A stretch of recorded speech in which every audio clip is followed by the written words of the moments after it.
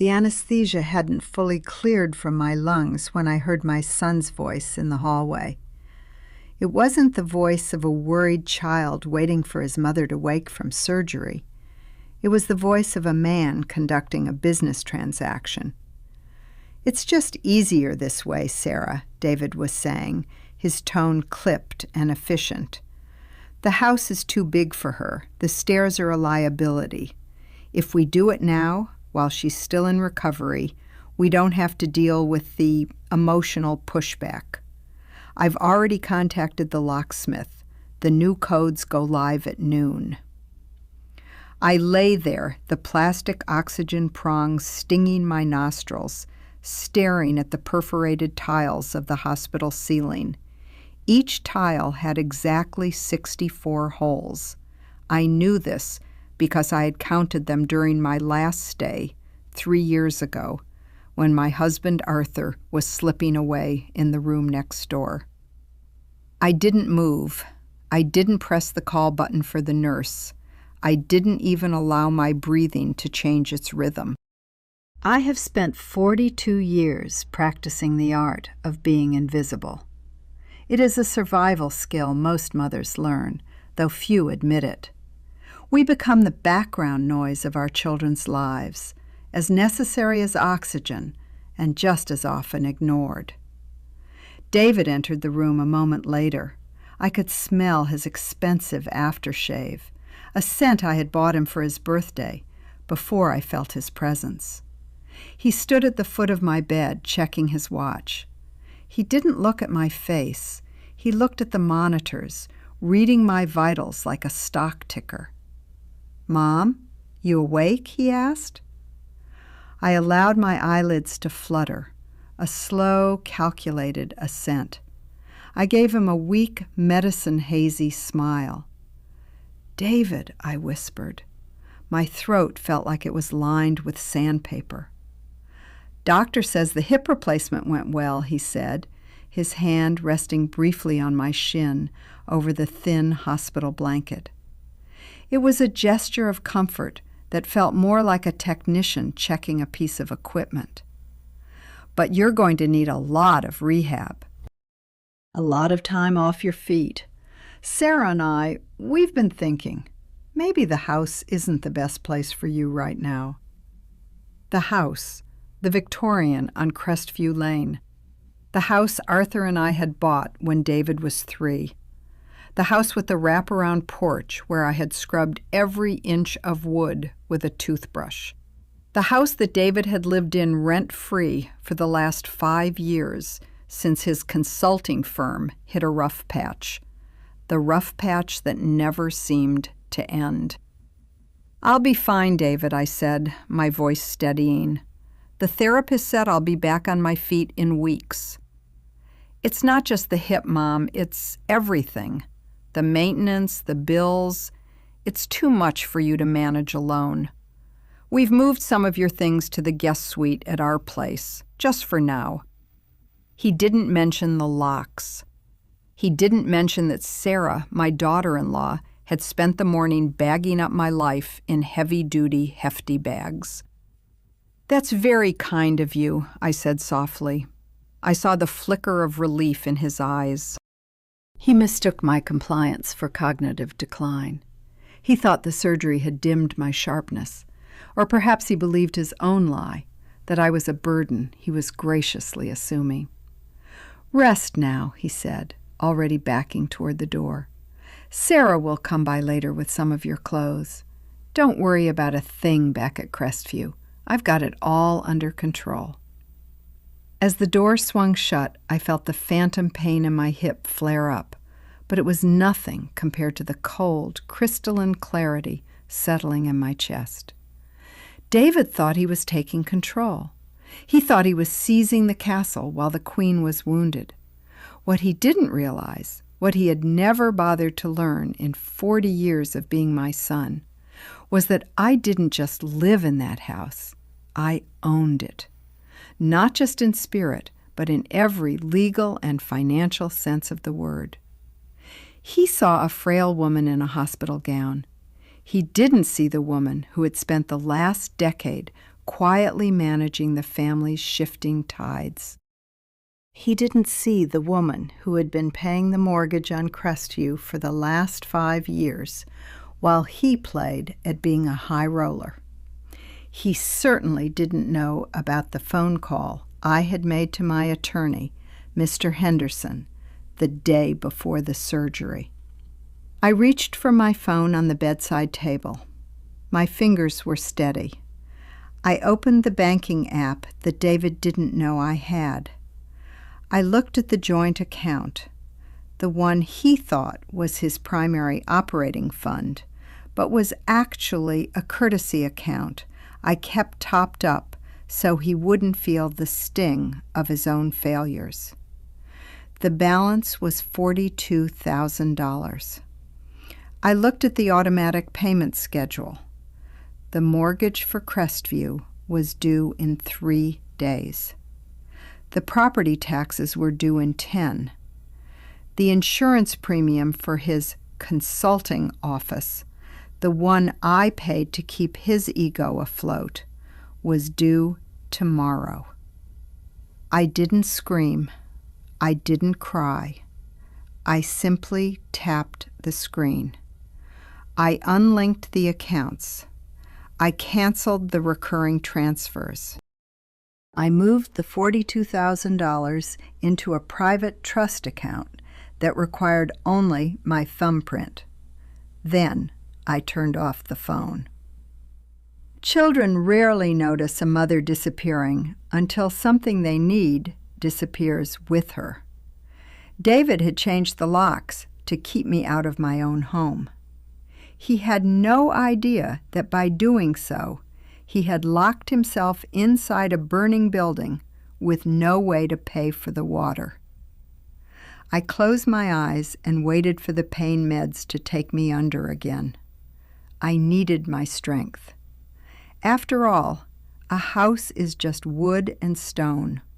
A home is a foundation. And I was about to show my son what happens when the foundation decides it no longer wants to carry the weight. Sarah arrived 4 hours later.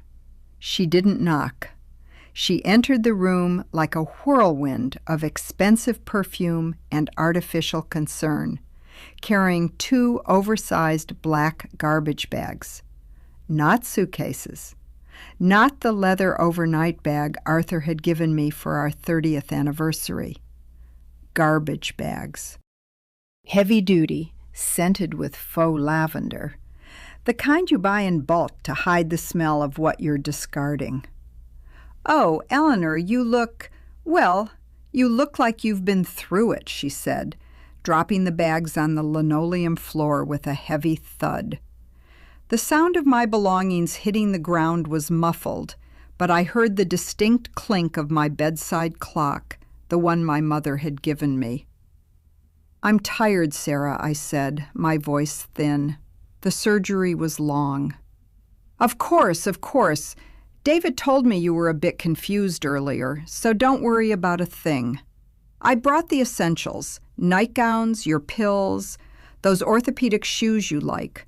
She stood by the window, adjusting her hair in the reflection of the glass. She didn't look at me. She looked at her own silhouette. "We've spent the whole afternoon getting the guest suite ready. It's lovely, really. Much more modern than that drafty old place on Crestview." I watched her. Sarah had always been a woman of high polish and low substance. She married David when his first business was failing, and I had quietly infused enough capital into his rebrand to make him look like a success. She loved the success. She tolerated me. "What about my garden?" I asked. "The peonies are just about to bloom." Sarah gave a dismissive wave of her hand. "Eleanor, honestly, you can't be worrying about dirt and petals. You're 80. You need to focus on not falling again. Besides, David's thinking of having the yard leveled. It's a lot of upkeep for a house we're going to, we're looking at all our options." Options. The word hung in the sterile air like a threat. Leveling the peonies, I repeated. My husband had planted those for me the year David was born. They were the only things in that yard that grew without being told. I see. It's for the best, she said, finally turning to me. Her smile was tight, the kind women use when they're explaining something to a child or a dog. David is so stressed, Eleanor. The business is in a bit of a transition, and having you close by will just make everything simpler. We can keep an eye on you, manage your affairs. She walked over to the garbage bags and rummaged through one, pulling out a framed photograph. The glass was cracked. It was a photo of me and Arthur on the Oregon coast, the wind whipping my hair across my face. We were laughing. I looked powerful. She set it face down on the bedside table. I'll leave these here, she said. The nurse says you might be discharged to a rehab facility in 2 days, and then you'll come straight to us. David already had the locks on Crestview handled, so we don't have to worry about you trying to wander back there while you're still loopy on meds. You changed the locks today? I asked.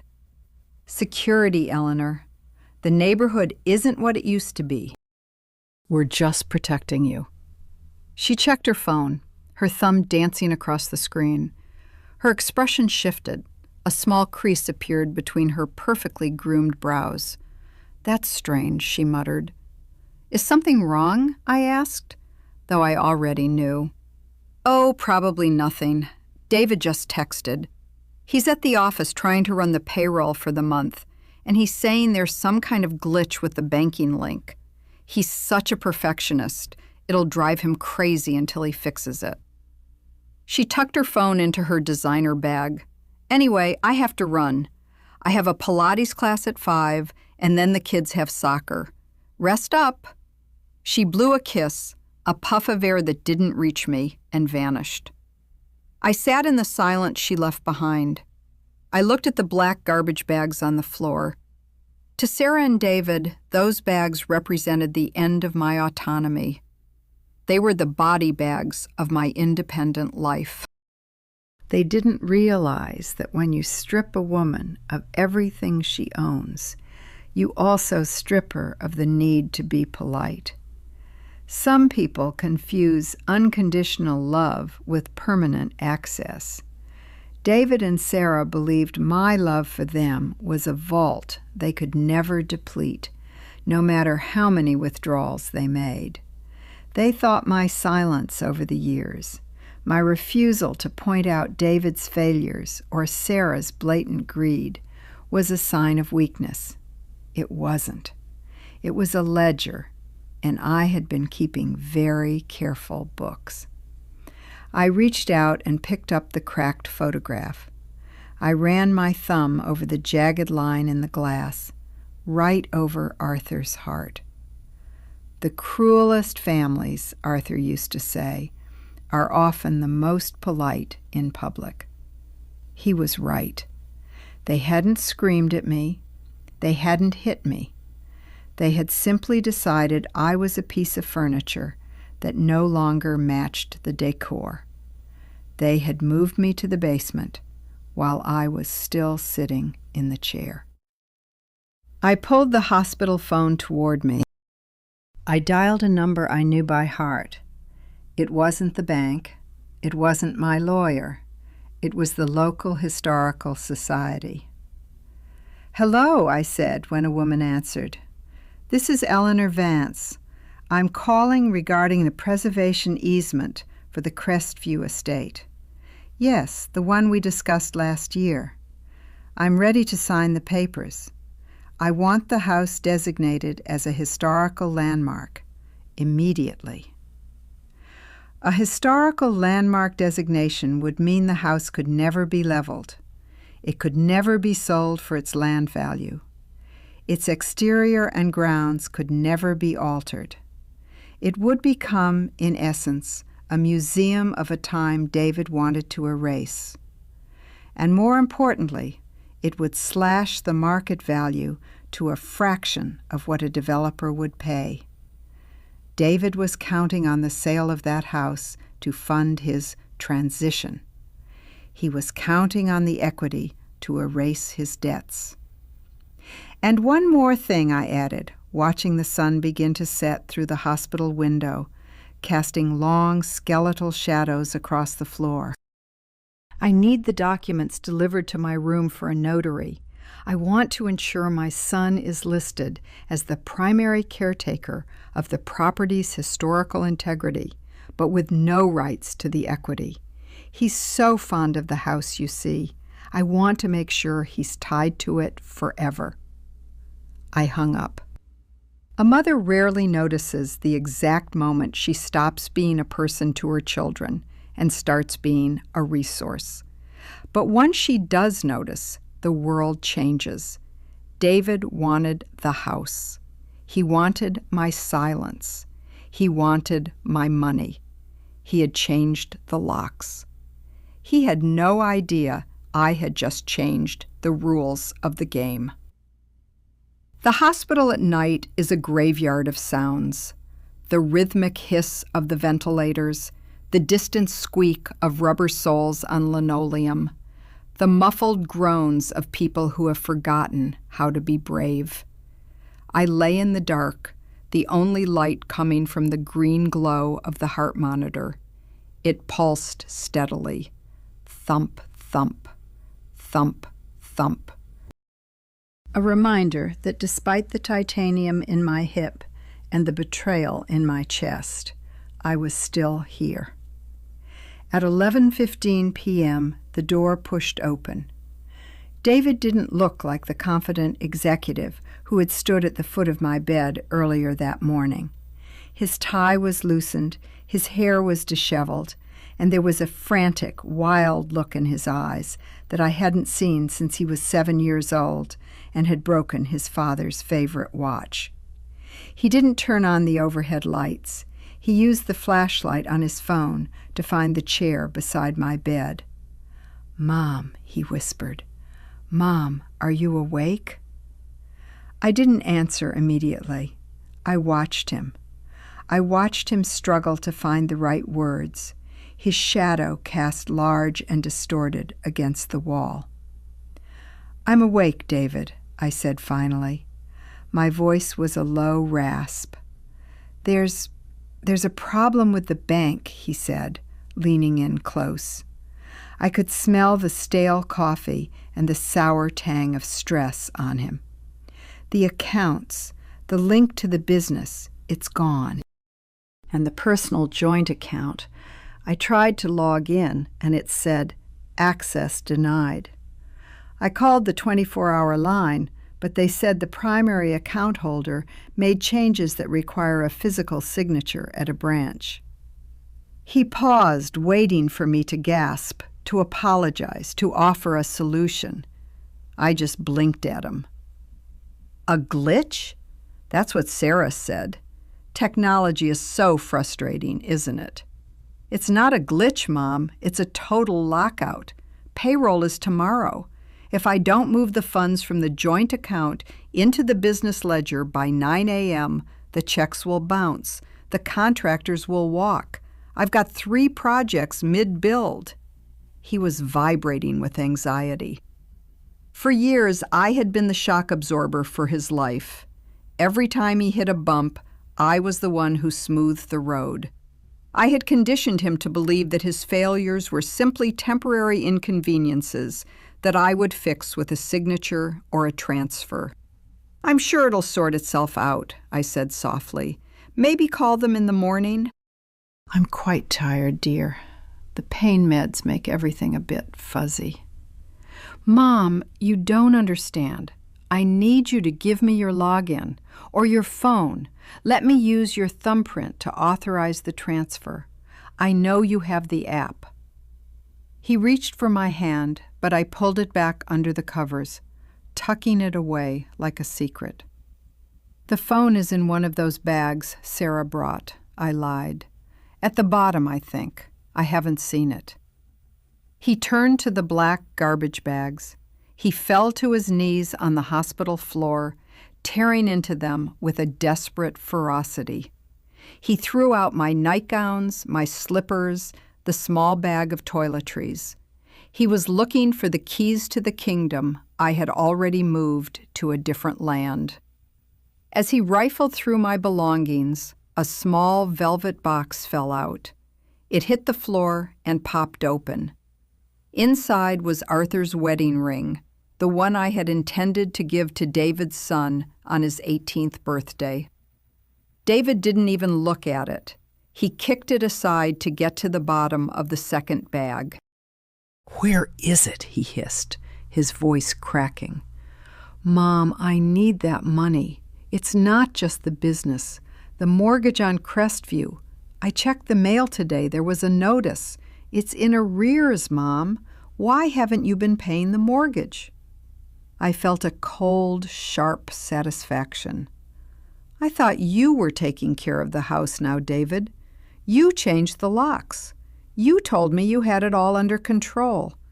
I assumed that meant the responsibilities, too." He froze. He looked up at me from the floor, surrounded by my discarded clothes. For a second, the mask of the successful son completely dissolved, leaving only a middle-aged man who had spent his life pretending to be something he wasn't. "I can't pay that mortgage," he whispered. "I haven't been able to pay my own mortgage for 6 months. Sarah, she doesn't know. Nobody knows. I've been using the money you put in the joint account to keep the lights on at home and at the office. I was going to sell Crestview. I was going to sell it and pay everything back and then put the rest in a trust for your care."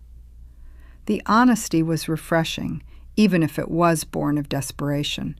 He wasn't protecting me. He was harvesting me. He was waiting for me to be incapacitated so he could liquidate my life to save his own. "You were going to sell my home?" I said. It wasn't a question. "It's too much house for you, you know that." He scrambled to his feet, his voice rising. "What does it matter? You'll be living with us. You'll be safe. Why are you being so difficult about this? It's just money, Mom. It's just a house." "If it's just a house, then it shouldn't matter if it's lost to the bank," I said. David's face went pale. "Lost? No. No, we can't lose it. The equity, there's nearly $1 million in equity. That's my future, Mom. That's the kids' college. That's everything." "Your future," I repeated. "I see." Suddenly his phone rang. He snatched it from his pocket, glancing at the screen. His expression shifted from anger to pure, unadulterated terror. "It's the mortgage company," he whispered. "Why are they calling at midnight?" "They have an automated system for high-priority alerts," I said calmly. "I set it up years ago. If the account balance drops below a certain threshold when a payment is pending, it triggers an immediate notification to all authorized users." "But I'm not an authorized user on the mortgage account," he said. "No," I smiled, "but you are the emergency contact I listed when I updated my files yesterday, before the surgery. I told them you were taking over my affairs. I wanted to make sure you were the first to know when the foundation started to crumble." He stared at the ringing phone like it was a live grenade. He didn't answer it. He couldn't. To answer it would be to acknowledge the reality he had been running from, that he had nothing. He was a man built of my charity, living in a house built of my silence. The phone stopped ringing. The silence that followed was heavier than the noise. "Mom," he said, his voice trembling, "please, just give me the access. I'll make it right. I promise." "I've heard that promise for 40 years, David," I said. "I think it's time. We see what you can do without my help. You're the man of the house now, aren't you? You changed the locks. You made the decision. Now you get to live with it. I turned my head away from him, staring back at the 64 holes in the ceiling tile. Get out, David, I said. I need my rest. The physical therapist is coming at 6, and I plan to work very hard. I have a lot of walking to do. He stood there for a long time. I could hear his heavy breathing, the sound of a man drowning in shallow water. Finally, I heard his footsteps as he retreated. He didn't pick up the wedding ring. He didn't even put my clothes back in the bags. He left the room in shambles, just as he had tried to do to my life. But as the door clicked shut, I felt a strange sense of peace. Children think of their parents as mountains, permanent, unmoving, and incapable of feeling the erosion of the wind. They forget that even mountains can move, and when they do, the earth shakes. The morning sun hit the hospital room with a cruel, clinical brightness. I watched the dust motes dancing in the light, oblivious to the wreckage of my belongings scattered across the floor. David had left my life in a pile of cotton nightgowns and cracked picture frames. At 7 a.m., the first nurse came in. She was young, her scrubs printed with cartoon sunflowers that felt like an insult to the gravity of the room. She stopped dead when she saw the mess. "Oh, Mrs. Vance," she gasped, setting down her tray.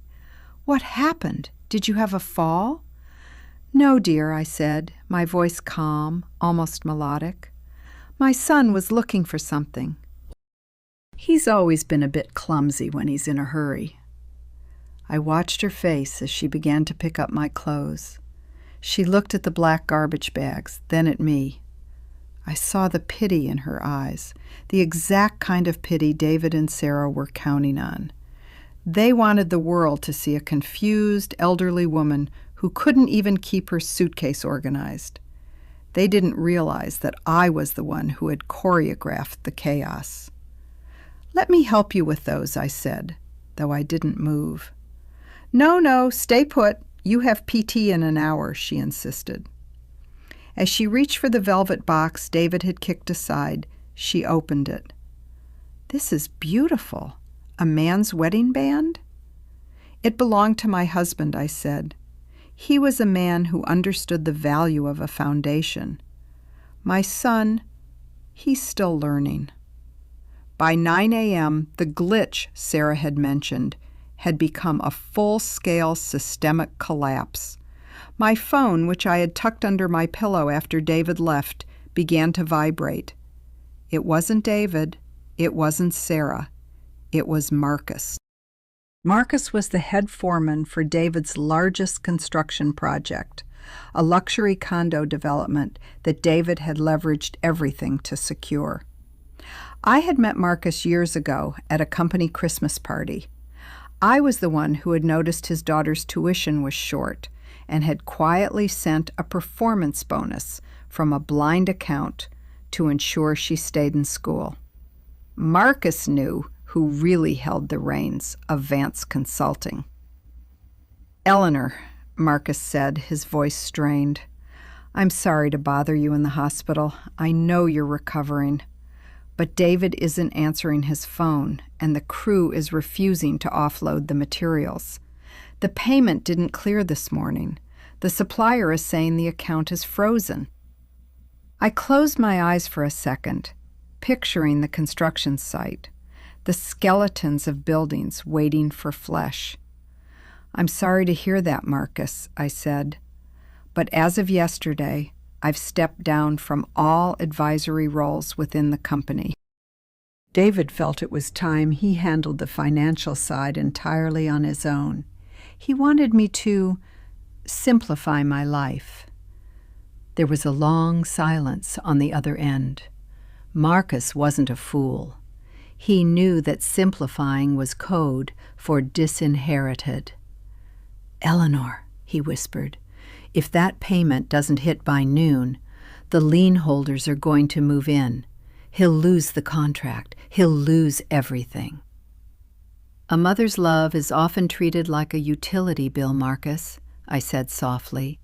People assume the lights will stay on forever, no matter how many times they forget to pay the bill. They forget that someone has to actually fund the power plant. Is there nothing I can do? Tell the crew to go home, Marcus. Tell them to take the day. And tell David, tell him I'm resting. The doctor says I shouldn't be stressed. I hung up before he could respond. 10 minutes later, Sarah burst into the room. She wasn't wearing her Pilates gear today. She was in a sharp navy power suit, but her mascara was slightly smudged at the corners of her eyes. She didn't look like a woman in control. She looked like a woman who had just realized the floor beneath her was made of glass and it was starting to spiderweb. "What did you do?" she hissed, slamming the door shut behind her. I didn't flinch. "I'm not sure what you mean, Sarah. I've been right here, in bed, recovering from major surgery. Isn't that what you wanted? For me to be tucked away, safe and quiet? Don't play the senile grandmother with me, Eleanor. David is in a tailspin. He's at the bank right now, and they told him the trust, the one that backs the business credit line, has been moved to a private executor. You signed the papers yesterday morning, before you went under the knife." I smiled. It was a small, thin smile. I wanted to ensure my legacy was protected. Surgery is a risky thing at my age. I had to make sure my assets were in the hands of someone reliable. "We are your family," Sarah shouted. Her voice hit a high, shrill note that made the monitors chirp in protest. "We are the ones who are going to take care of you. We're the ones moving you into our home. How could you be so selfish? Do you have any idea what this is doing to David? His reputation is on the line."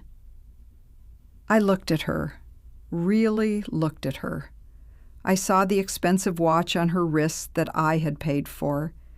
I saw the designer bag that contained my son's dwindling hope. "You changed the locks on my house, Sarah," I said, my voice dropping an octave, becoming cold and heavy. "You packed my life into garbage bags. You spoke about my home like it was a carcass you were ready to butcher, and you did it while I was being wheeled into an operating room. We were helping you." "No," I said. "You were harvesting me." There is a difference. I leaned back against the pillows, the movement sending a sharp pang through my hip, but I welcomed it. It kept me sharp. You see, Sarah, the thing about being a silent matriarch is that everyone assumes you're not listening. They think because you're busy cooking the Sunday roast or folding the laundry, you aren't hearing the conversations in the hallway. I heard David talking to the developer 6 months ago. I heard him promising my house as collateral for a loan he knew he couldn't repay. Sarah's face went from red to a ghostly, translucent white. I heard you telling your mother on the phone that once I was moved into the guest suite, you'd have the old bird in a home within a year, I continued. You thought I was napping. I wasn't. I was taking notes.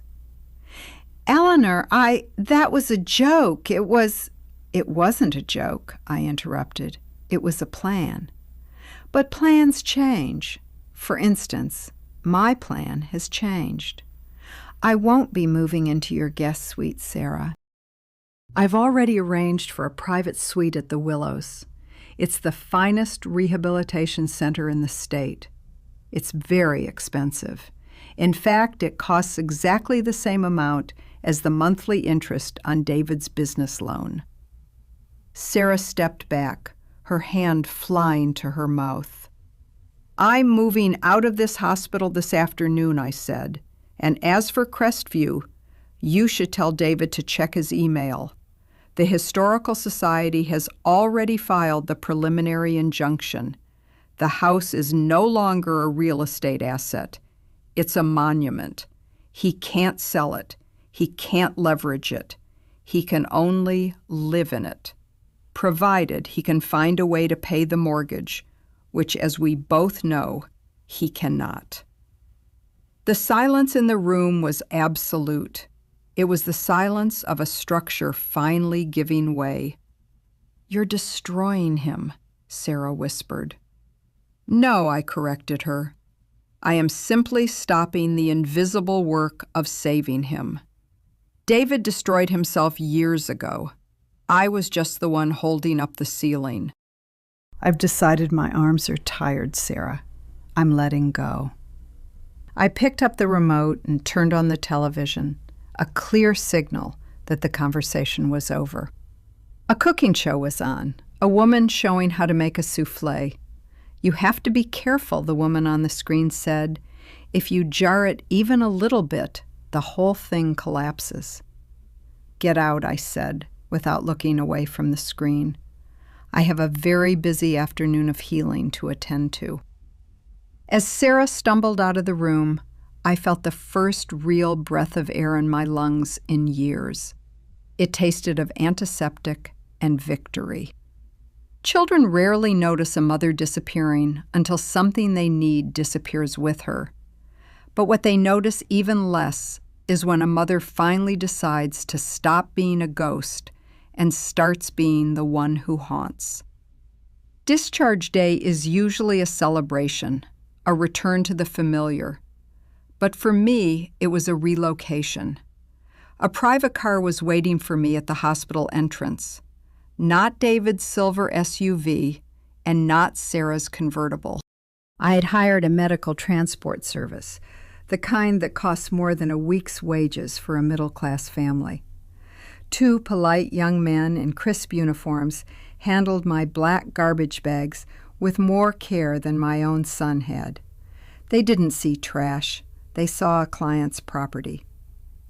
As I was being wheeled out in the hospital chair, David was waiting by the sliding glass doors. He looked like he hadn't slept in 48 hours. His suit was wrinkled, and his eyes were bloodshot. He didn't come closer. He stood there, watching me approach, holding a manila envelope like a weapon. "You're really doing this?" he asked, his voice low and vibrating with a terrifying kind of desperation. "The Willows? Mom, that place is $4,000 a week. Who is paying for that?" "I am, David," I said, signaling the nurse to stop the wheelchair. "With the money I've saved by not paying your office rent this month." He flinched. The envelope in his hand crinkled. "I got a call from the city." "A historical landmark injunction? Do you have any idea what that does to the property value? I had a developer ready to sign a $3 million offer for that lot. $3 million. With that, I could have cleared the business debt, paid off our house, and set you up for life." "You mean set you up for life," I corrected him gently. "You were selling the earth I stand on to pay for the mistakes you made while standing on it. That's not a retirement plan, David. That's a strip mine." "The house is a wreck," he yelled, ignoring the curious glances of people passing by. "It needs a new roof. The plumbing is copper era, and the electrical is a fire hazard. By making it a landmark, you've made it a liability. No one will buy it now. It's a tomb." "Then I suppose you'll have to be the one to maintain it," I said. "Since you were so eager to change the locks, I assumed you were ready to take on the responsibility of the sanctuary." I reached into the small bag on my lap and pulled out a single gleaming silver key. I held it up. You changed the locks, David, but you forgot that I'm the one who owns the land. And as of this morning, I've signed a long-term lease agreement with the Historical Society. They'll be using the lower floor as their new headquarters. You and Sarah can stay in the upper bedrooms if you can afford the rent I'll be charging the society to subsidize my stay at the Willows. His jaw dropped. The envelope fell to his side. You're charging me rent? In my own childhood home? It's not your home, David. It's my asset. You treated it like a bank, so I decided to start acting like a banker. I signaled the transport team. They began to move me toward the waiting car. Wait, David scrambled after me. What about the mortgage? The bank called again. They said the grace period ends on Friday. If the payment isn't made, they'll start the foreclosure process. If the house is in foreclosure, the Historical Society lease is void. I stopped. I looked up at the sky, a brilliant, mocking blue. That's the beauty of it, David. I've already paid the mortgage for the next 2 years, in full. He froze. Relief flooded his face, a disgusting, greasy kind of hope. You paid it? Oh, thank God. Okay, Mom, we can fix this. We'll get the landmark thing overturned and— I paid it, I interrupted, using the inheritance I had set aside for your children's college funds. I figured, since you were so willing to steal their future to pay for your present, I'd use that money to secure a roof over their heads instead. But here's the catch, David. I leaned forward, my voice dropping to a whisper that only he could hear. The mortgage is paid, but the utilities are not. The property taxes are not. The maintenance is not. And the lease with the Historical Society? It contains a clause. If the property falls into disrepair, or if the tenants, that's you and Sarah, become a nuisance, the society has the right to evict you and take over the entire premises. I've given them a very, very long list of what constitutes a nuisance. I saw the moment the trap snapped shut in his mind. He was locked in a house he couldn't sell, burdened with costs he couldn't pay, under the watchful eye of a government entity that was waiting for him to fail so they could take the rest of it. He had changed the locks to keep me out. I had changed the laws to keep him in his own cage. You're a monster, he whispered. No, David, I said, as the transport drivers lifted me into the car. I'm a mother. You just forgot that mothers are the ones who teach you about consequences. You're 44 years old. It's about time you had your first lesson. As the car door closed, I didn't look back at him. I looked at the road ahead. Some people believe that a mother's love is a bottomless well. They don't realize that even a well can run dry if you never think to let the rain fall back into it. The car pulled away, leaving David standing in the exhaust, clutching an empty envelope in front of a hospital that had already finished with him. But as I settled into the plush leather seat, my phone buzzed. It was a text from an unknown number. I saw what you did at the bank. I know about the third account. If you want David to stay in the dark, we need to talk. M. My heart didn't skip a beat. I simply deleted the message. The game was far from over. In fact, the most dangerous part of a fire isn't the flame you see. It's the embers you think you've extinguished. The Willows did not feel like a rehabilitation center. It felt like a high-end purgatory. The walls were painted a color the brochure called Morning Mist, but to me it looked like the color of a faded bruise. The air was filtered, ionized, and stripped of any scent that might remind a resident of the world they had left behind. I was settled into room 412. It had a balcony overlooking a manicured garden where the hedges were trimmed with such geometric precision that they looked like they had been bullied into submission. I watched the nurse, a woman named Grace, as she unpacked my things from the black garbage bags. She did it with a practiced, neutral expression, but I saw the way her gaze lingered on a silk scarf that was crumpled and stained with something. Coffee, perhaps, or a tear Sarah hadn't bothered to wipe away. "You have a lovely view, Mrs. Vance," Grace said, placing my mother's bedside clock on the nightstand. It was silent. Its gears had jammed when the bag hit the hospital floor. "Silence is a view of its own, Grace," I replied. I reached for my phone. The message from M was still there, sitting like a spider in the corner of my screen. I know about the third account. Marcus. It had to be Marcus. He was the only one who had been close enough to the company's internal wiring to see the ghost signals of my private transfers. He had been David's shadow for 15 years, but he had been my eyes for 10. A mother's room is never truly her own until she has paid for the lock. Here, at $4,000 a week, I finally had a door that David couldn't just open with a shoulder shove of entitlement. I dialed the number. Marcus answered on the first ring. "Eleanor," he said. He sounded breathless. "I wasn't sure you'd call." "You sent a message that sounded very much like a threat, Marcus. That isn't like you. You've always been a man of quiet loyalties."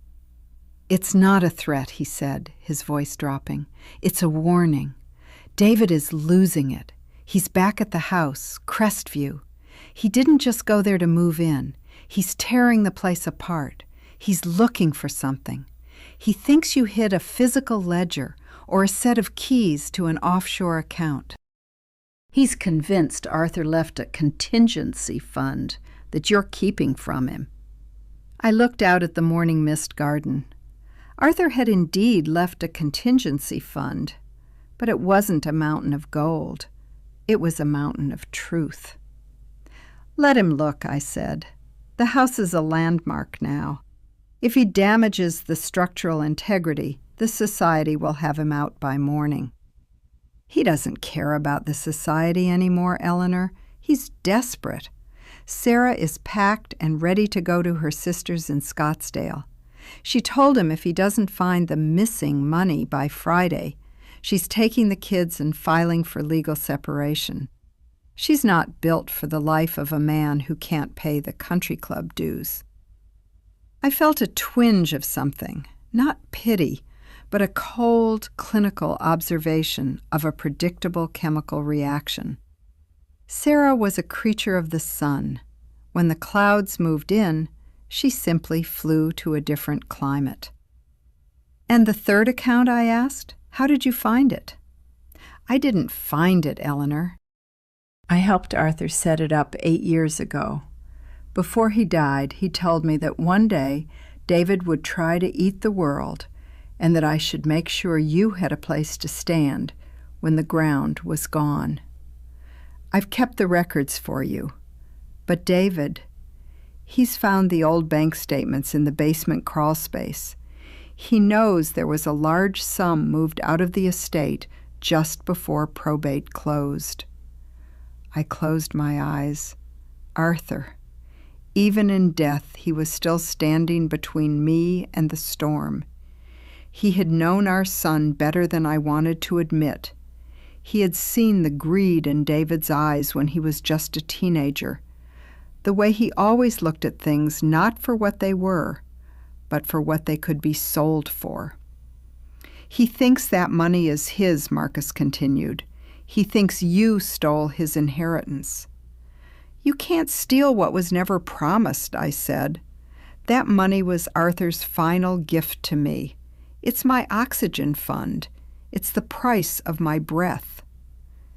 He's coming to see you, Eleanor, not to apologize. He's bringing a lawyer, not his usual guy, some shark he met through a developer. They're going to argue diminished capacity. They're going to try to prove you weren't of sound mind when you signed the landmark papers and the trust transfers. I gripped the arm of my chair. Diminished capacity. The ultimate weapon of the ungrateful child. They don't have to prove you're wrong. They only have to prove you're old. Thank you, Marcus, I said. You've done your part. I'll handle the rest. Eleanor, one more thing. He found the floorboard, the one in Arthur's study, under the desk. My heart, which had been a steady rhythmic drum, missed a beat. The floorboard. I had forgotten about the floorboard. In all the planning, all the strategic withdrawals and legal maneuvers, I had forgotten the one thing that wasn't financial. Did he open it? I asked, my voice barely a whisper. I don't know. I left when he started using the crowbar. I didn't want to be there for what comes next. I hung up the phone. My hands were finally trembling. Inside that hidden space under Arthur's desk wasn't money. It wasn't a ledger. It was a collection of letters.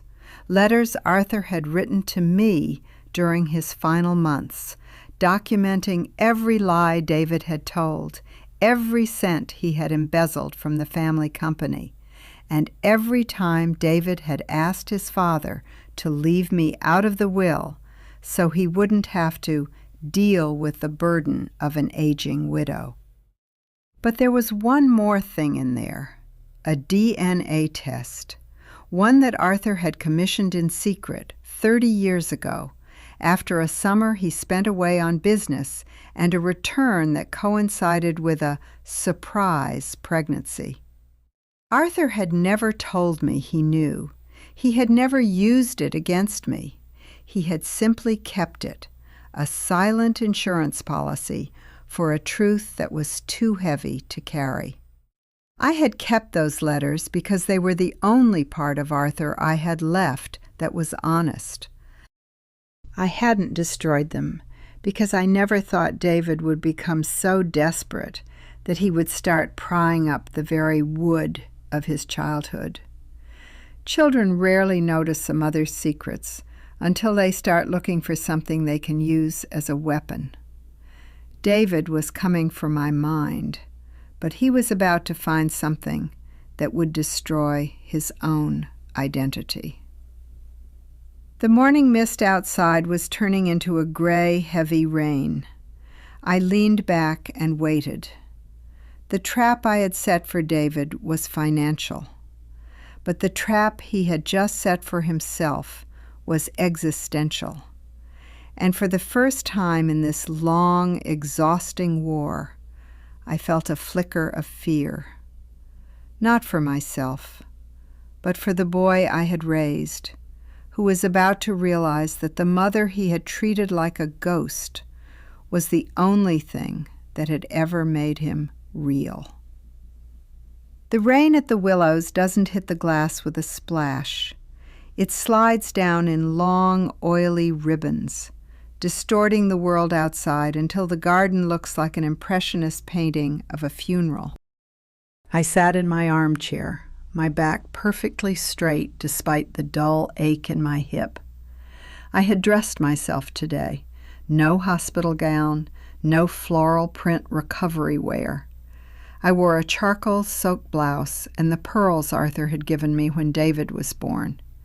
I looked like a woman who was in full possession of her faculties, which was exactly why David was bringing a man to prove I wasn't. The door opened at 2 p.m. David didn't lead the way. He followed a man in a suit that cost more than my first car, a man with the sharp, predatory eyes of someone who made a living out of finding cracks in granite. David looked worse than he had at the hospital. He was shaking, a fine tremor in his hands that he tried to hide by shoving them into his pockets. But it was the box he carried under his arm that held my attention. The wooden box from under the floorboards. It was scarred with fresh gouges from the crowbar Marcus had mentioned. "Mom," David said. He didn't come closer. He stayed near the door, as if he was afraid the diminished capacity might be contagious. "This is Mr. Sterling. He's here to help us sort through the legalities of the last few days." "Hello, Mr. Sterling," I said, my voice as smooth as Riverstone. "I assume sorting through legalities is the polite way of saying you're here to see if my mind is as broken as my hip." Sterling didn't smile, but his eyes crinkled. He liked the challenge. "Mrs. Vance, it's a standard procedure when large assets are moved so abruptly, especially following a major medical event.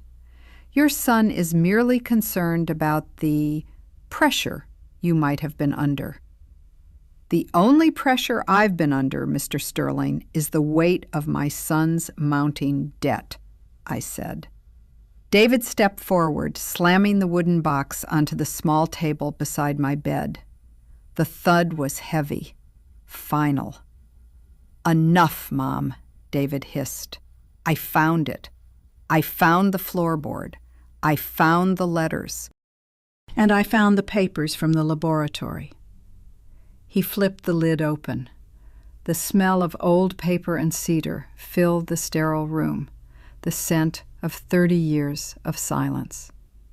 He pulled out the DNA results, the paper yellowed at the edges, but the ink still stark and unforgiving. "You've been lying to me my entire life," David said, his voice cracking. "You and Dad. You built this whole family on a lie. You cheated on him, didn't you? That's why you're hiding the money now. You feel guilty. You think I don't deserve Arthur's legacy because I'm not his blood." He threw the paper onto my lap. It felt light, almost weightless for something that carried so much destruction. I didn't look at the paper. I looked at David. "Is that what you think, David? That I'm hiding the money out of guilt?" "What else is it?"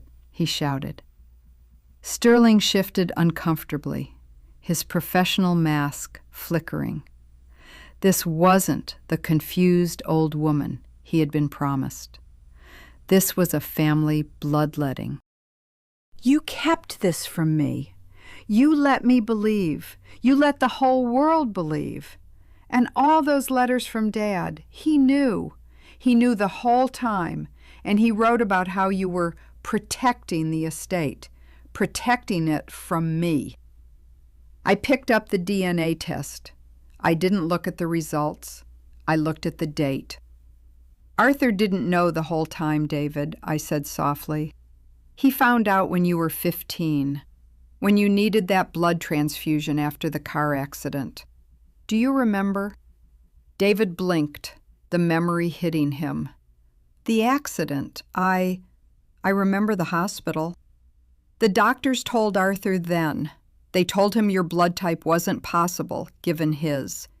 He didn't say a word to me for 3 months. He just watched us. He watched me tuck you in. He watched me help you with your homework. And then he went and got this test done in secret. I ran my finger along the edge of the paper. He didn't keep it to use against me, David. He kept it to protect you." He knew that if the truth came out, his own father, your grandfather, would have stripped every cent from the inheritance. The Vance family pride is a very fragile, very cruel thing. Arthur kept this secret so you would never have to feel like an outsider in your own home. "Protect me?" David laughed, a jagged, ugly sound. He used it to keep me on a leash. Every time he bailed me out, he was probably thinking about how I wasn't even his. Every time you saved the business, you were just paying off your own dirty conscience. He turned to Sterling. You see? She's admitted it. There's the motive. She's been diverting funds to cover up the fact that she's been defrauding the Vance estate for decades. This isn't just diminished capacity. This is criminal. Mr. Sterling cleared his throat. Mrs. Vance, if these allegations are true, the trust transfers you made before your surgery could be contested on the grounds of— Wait, I said. I reached into the box. David hadn't emptied it. He had only taken the things that fueled his rage. I reached to the very bottom beneath the letters and pulled out a small blue envelope that had been tucked into the lining. It was addressed to David in Arthur's handwriting. Your father left this for you, I said, holding it out. I was going to give it to you on your 50th birthday, or perhaps when I died. I thought by then you might be man enough to handle the truth. David snatched it. His breath was coming in short, ragged hitches. He tore the envelope open. As he read, the color didn't just leave his face. It seemed to leave his entire body. He sagged, his knees hitting the edge of the guest chair. What is it? Sterling asked, leaning in. David didn't answer. He couldn't. I knew what the letter said. I had read it the night Arthur died. David, it began, if you are reading this, it means you have found the truth. But you haven't found the whole truth. Your mother didn't cheat on me. We couldn't have children. We knew that before we married. The surprise pregnancy was a miracle we bought and paid for through a private donor because I wanted her to have the child she deserved. I chose the donor because he looked like my brother. I chose the lie because I wanted you to be a Vance. Your mother didn't betray me. She sacrificed her honesty for 30 years to give you a name you didn't earn. Don't waste it. The silence in the room was so thick it felt like it was choking the air out of the vents. David looked up at me. The rage was gone, replaced by a hollow, terrifying void. He wasn't the victim of a cheating mother. He was the product of a father's desperate love and a mother's ironclad silence. He knew, David whispered. He chose me. He chose you every single day for 40 years, I said, and I chose you. Every time I lied to the bank, every time I covered your debts, every time I stayed silent while you treated me like a ghost. I wasn't protecting my dirty conscience, David. I was protecting the only thing Arthur ever asked me to keep safe. You. I stood up then. It took effort, and the pain was a hot needle in my leg, but I stood.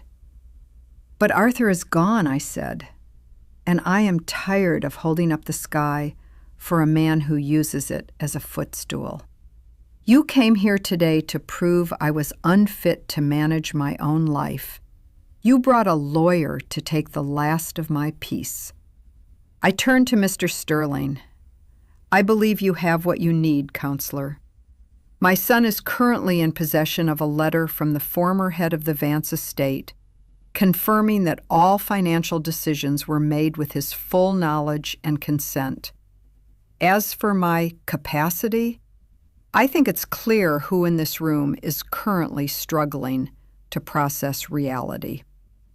Sterling looked at David, then back at me. He picked up his briefcase. I think we're finished here, David. "Wait!" David gasped, reaching out. "Mom, the house, the bank. They're calling for the full balance because of the landmark status." If I don't have the money from the third account, Sarah is leaving. She's taking the kids tomorrow. She says I'm a failure. She says I've lied about everything. "You did lie about everything, David," I said. "You lied about your success. You lied about your care for me. You even lied to yourself about who you are." I walked over to the window, turning my back on him. "The mortgage is paid. You have a roof. If that isn't enough to keep your wife, then perhaps you should ask yourself what you were actually providing her in the first place." "Mom, please, just the tax money. That's all I need. 100,000. That's nothing to you now." I looked at my reflection in the dark glass. I looked like a stranger. "A mother's greatest sacrifice," I said, "is often the lie she tells to keep a family from becoming a crime scene." I've told my last lie, David, and I've made my last sacrifice. "Get out," I said. I heard him sobbing. It was the sound of a child who had finally realized the mountain wasn't just unmoving, it was indifferent. When the door finally closed, I didn't sit back down. I stayed standing until the sound of their footsteps faded completely. Then I reached into the box one last time. There was one more thing in there, something David had missed, something even Arthur hadn't known I had kept. A small handwritten receipt from a private investigator dated 6 months ago. The topic: Sarah's secret offshore account. Children rarely notice a mother's secrets, but they also never notice that a mother who can keep a secret for 40 years is the most dangerous person to ever try and rob. David thought his world had ended. He had no idea that the real fire hadn't even started yet. The silence that followed David's departure wasn't peaceful. It was heavy, like the air before a terminal diagnosis. I sat back in the armchair, the DNA test still resting on my lap like a dead bird. I looked at the pearls around my neck. They were cold. They had always been cold.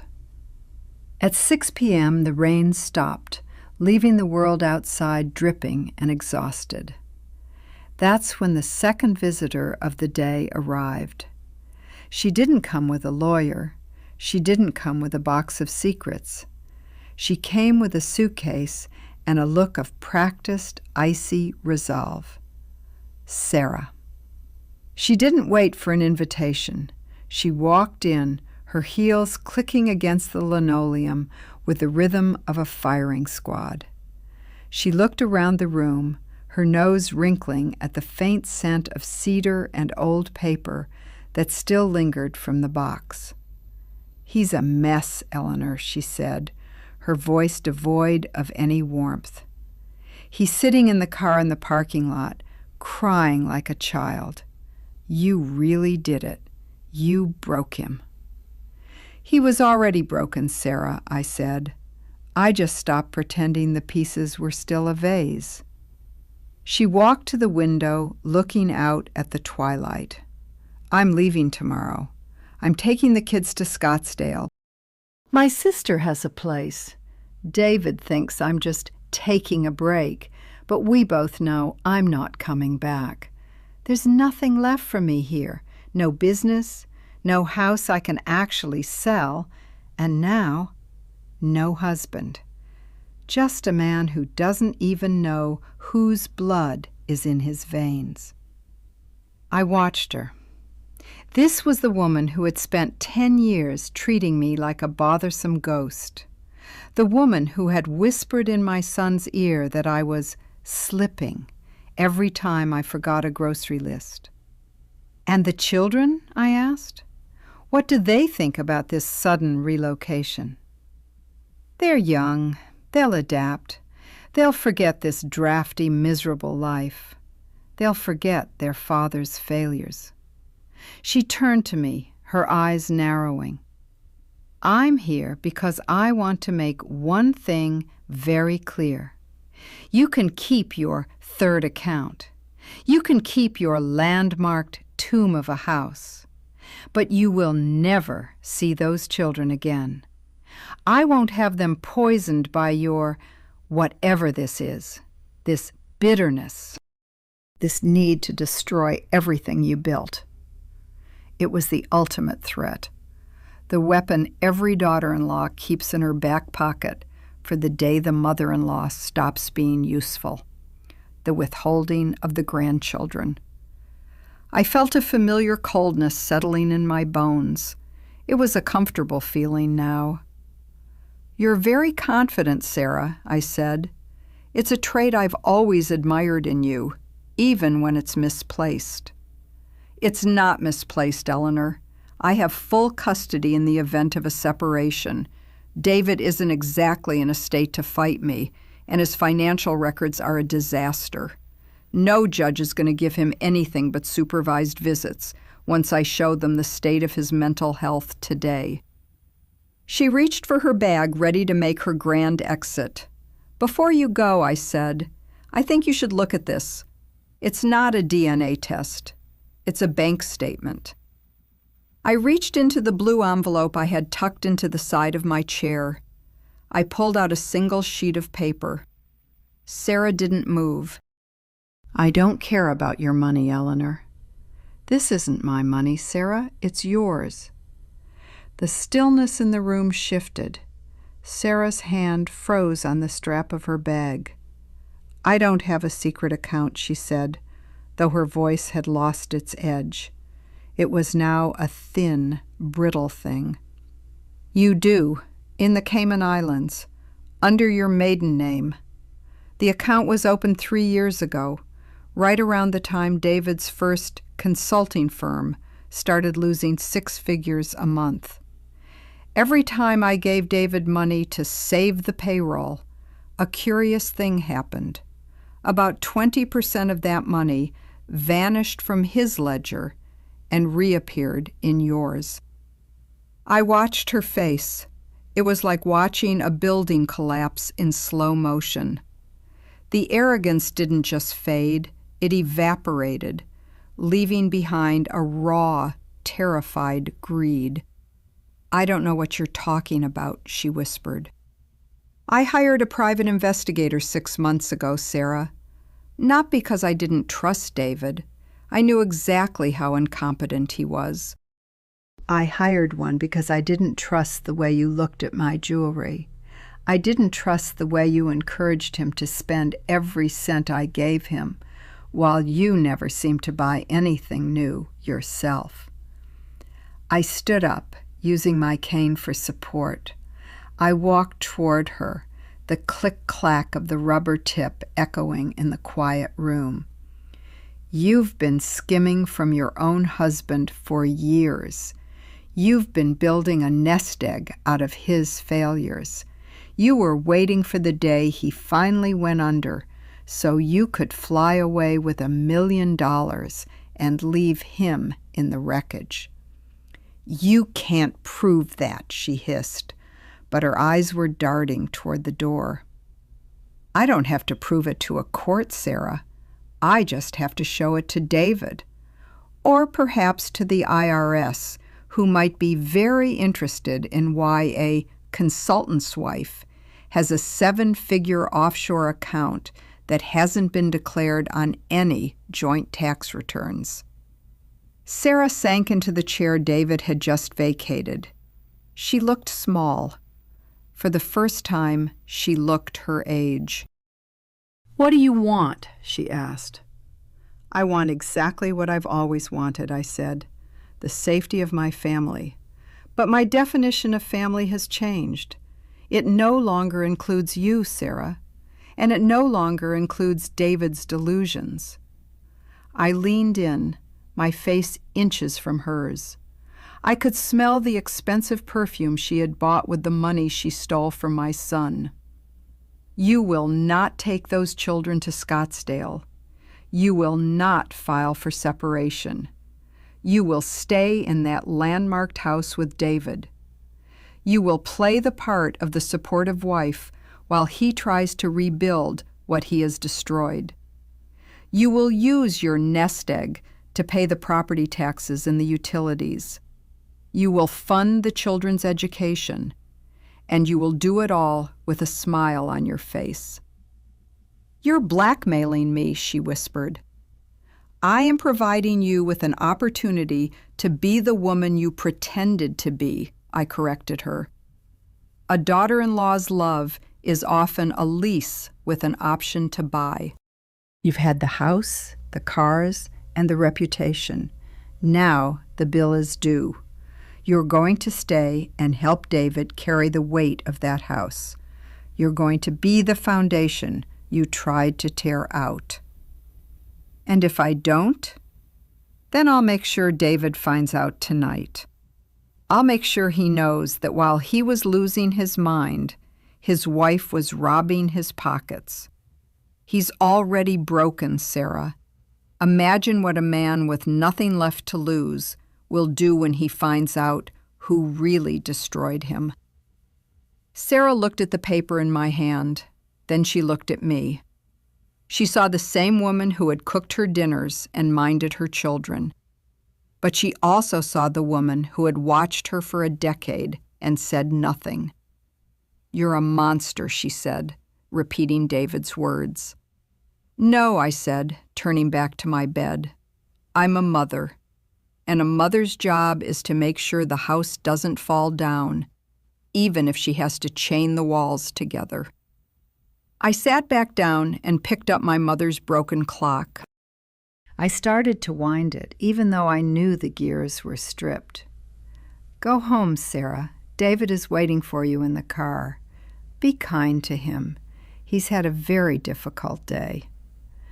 She stood up, her movements jerky and stiff. She left the room without another word. I was alone again. The room felt bigger now. I looked at the window. The reflection showed a woman who had saved her son's marriage by destroying his wife's soul. I had kept the family together by turning their home into a prison. Children rarely notice a mother's disappearing until something they need disappears with her. But what they never realize is that sometimes a mother doesn't disappear at all. She just becomes the walls. I heard the distant sound of a car engine starting in the parking lot. They were gone. The game was won. But as I lay back against the pillows, the silence in the room began to hum. A daughter-in-law skimmed, a son failed, a husband lied. And then there was the third account, the real third account. The one I hadn't shown Sarah, the one I hadn't told Marcus about, the one that contained the payments Arthur had been making for 20 years to a woman in a small town in Ohio. I closed my eyes. The truth about David's father was only half the story. The truth about David's mother, that was the secret I would take to my grave. Unless, of course, the woman from Ohio decided she was tired of the silence, too.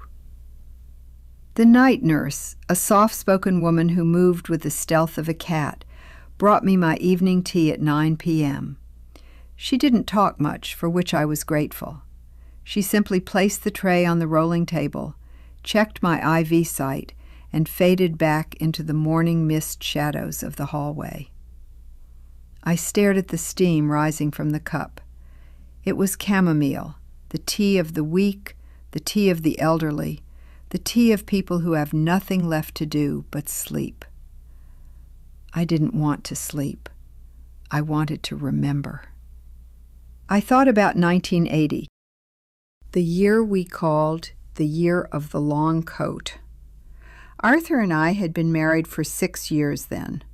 The pressure from his father, the great patriarch of the Vance estate, had become a physical weight. A legacy without an heir is just a pile of taxable dirt, and Arthur's father was not a man who tolerated waste. When the doctors told us we were a closed circuit, that no life would ever spark between us, Arthur didn't weep. He simply went into his office and made a series of phone calls. I spent 9 months wearing oversized wool coats and silk wraps. I padded my waist with cotton and secrets. I stayed away from the club. I avoided the pool. And when the time came, I went into labor in a private clinic in a town 3 hours away, where the doctors were paid in cash and their silence was part of the invoice. David was brought to me in a flannel blanket, smelling of someone else's skin. I looked at him then, a tiny, screaming thing with eyes the color of a stormy sea, and I made a choice. I decided that biology was a suggestion, not a command. I would be his mother. I would build him out of my own will. I would feed him my history until he forgot he had any other. But Arthur was a man of ledgers. He believed every debt had to be tracked. And he had been tracking the woman from Ohio for 24 years. My phone vibrated on the bedside table. It wasn't the unknown number this time. It was a call from a landline, area code 740, Ohio. I let it ring 3 times before I answered. Hello? Is this Eleanor? The voice was younger than I expected. Not Martha. Martha would be in her 60s now, likely worn down by the kind of life 20 years of hush money buys you. A life of quiet desperation and the constant fear of the mailbox. This voice was sharp. It was clear. It sounded like a bell ringing in a cold room. It is, I said. My name is Claire. I'm Martha's daughter, her other daughter. I felt the air leave the room. The other daughter. I'm sorry to hear about your mother's passing, Claire, I said, guessing. People like Martha only stop taking money when they stop breathing. She died 3 weeks ago. Cancer. It took her fast, but not fast enough to stop her from talking. She spent the last 4 days telling me about the insurance policy she'd been living on. She told me about the Vances. She told me about the boy. I took a sip of the chamomile. It was bitter. And what do you want, Claire? I assume you're calling to discuss the continuation of the arrangement. I should inform you that Arthur is deceased, and the estate is currently in transition. I don't want your money, Eleanor. I have a job. I have a life. What I want is a face. A face? I want to see the man who was supposed to be my brother.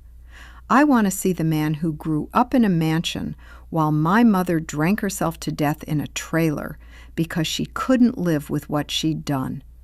I want to know if he was worth it. He wasn't, I said. The words came out before I could stop them. There was a long silence on the other end.